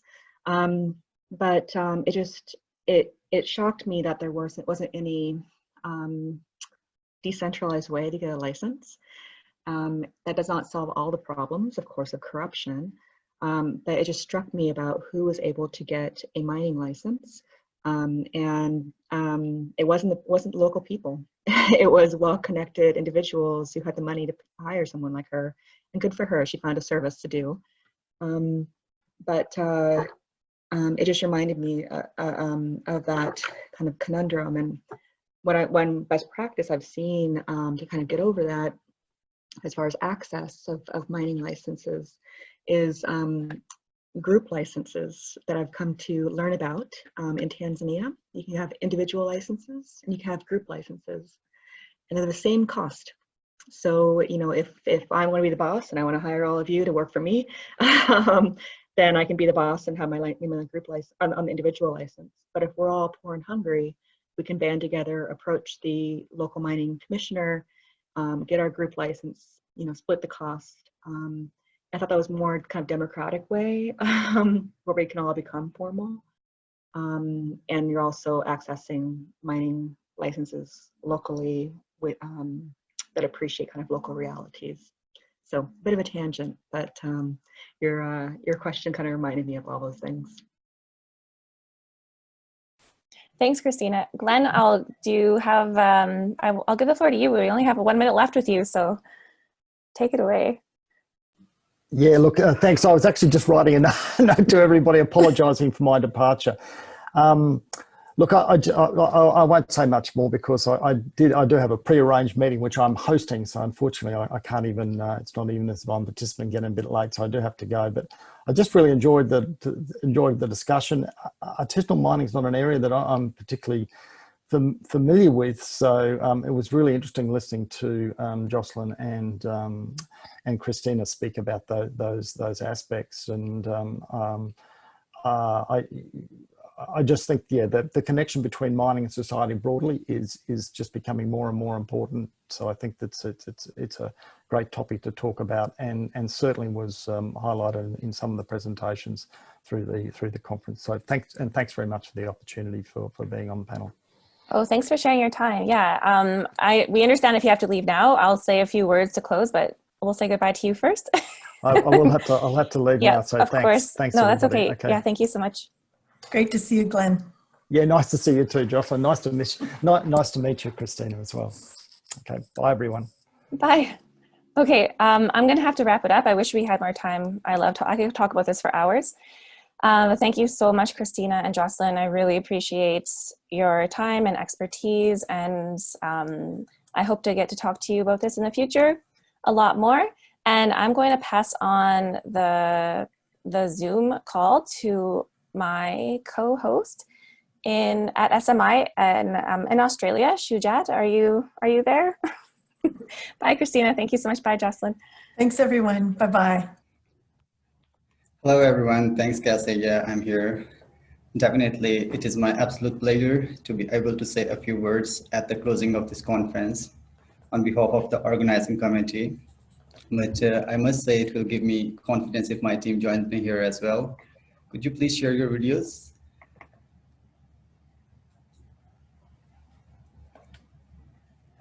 Thank you. So the audience might be aware that this conference was entirely organized and run by the students from 4 different universities situated in 4 different countries.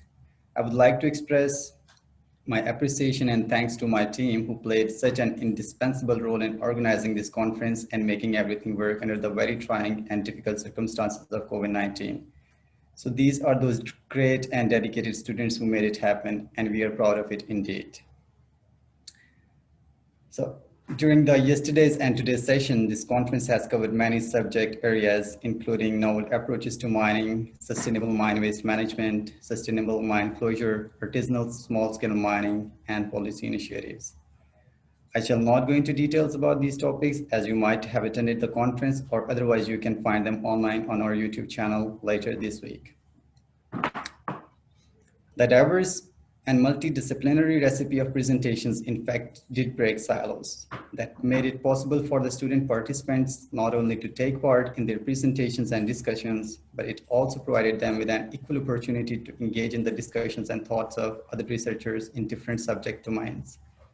It wouldn't be unwise to say that the more objective and unconventional approach of an outsider can very often trigger new ideas and solutions, especially when both the expert and the outsider have the same objective in view.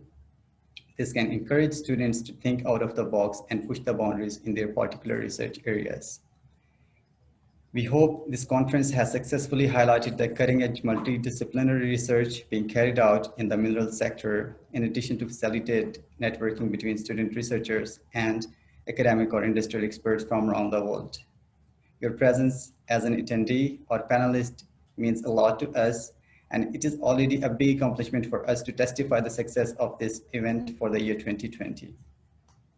We are very grateful to the sponsors for their generous financial support to offset student prizes, and a big thanks to the panelists who joined us from the industry and academia to give us insights on the present and upcoming mining challenges and their expert opinions on how to go about them. We would also like to extend our gratitude and thanks to all the student presenters for their contribution to making this substantive conference a success. Last but not the least, the supervision of academic mentors has been of great help to us, especially Professor Daniel Frank from the SMI, for always being a text away. And of course, the efforts of SMI engagement and marketing team, including administrative staff, are also greatly appreciated. So now comes the most awaited and exciting part of the event. And probably most of you would already know that it must be student prizes, right? So we are awarding excellent cash prizes for the winners and runners-up as displayed on the screen. If not, you can track them back. So we have basically 4 student prizes in 2 different categories. So one of them would be based on the judges or panel opinion. So we have a winner prize. So, and then we have a runner-up prize, and then we have a 3rd position holder.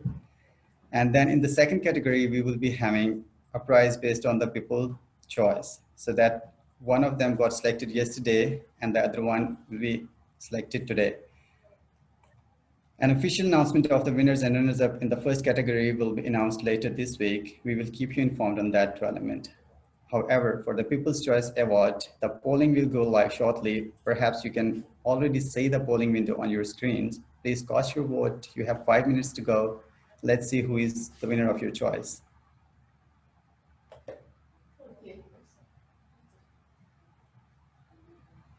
Oh, it's already happening. It's great.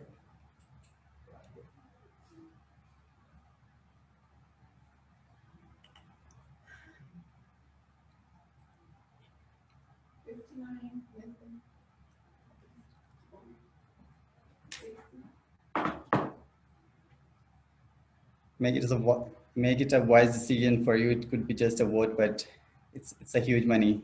It's $500 for the winner, and it can make a big difference for the winner, in fact. So yeah,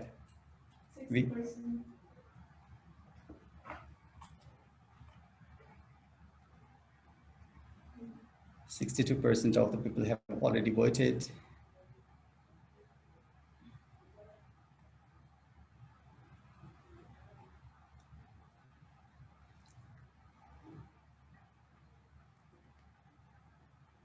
So we had, in fact, 9 presentations displayed today. So the first one was from Cassia, that was more about proposing a technology adoption framework in the exploration phase of Ghanaian artisanal and small-scale gold mining. Followed by that was eliminate use of mercury in artisanal gold mining. And then it was Patrick Jr., interesting talk on mining as a refugee from conflict. Followed by Jandira, surviving from waste, sport waste picklers from scavengers to masters of recycling. Apparently she is going on top of everybody else. Then it was Dasmi, exploration of the thiophosphate process for the dissolution of gold and its recovery via ion exchange. Then it was copper recovery from waste printed circuit boards by Takunda Kondo. Then it was FISTEM, building mining and economy linkages, literature synthesis. Then the second last was Rowan, the Miro project, networking European mining regions. And the last one was from Gary, the case for decentralization of mineral ownership for human development. So we would end up the poll. So apparently, yeah, we have got already the winner, and that is Jandira from SMI. We have a winner, Jandira Moraes, surviving from waste, sporting waste picklers from scavengers to masters for recycling. We congratulate her, and a huge round of virtual applause for her. We are very proud of you, Jandira, for making it happen today. Great, good job.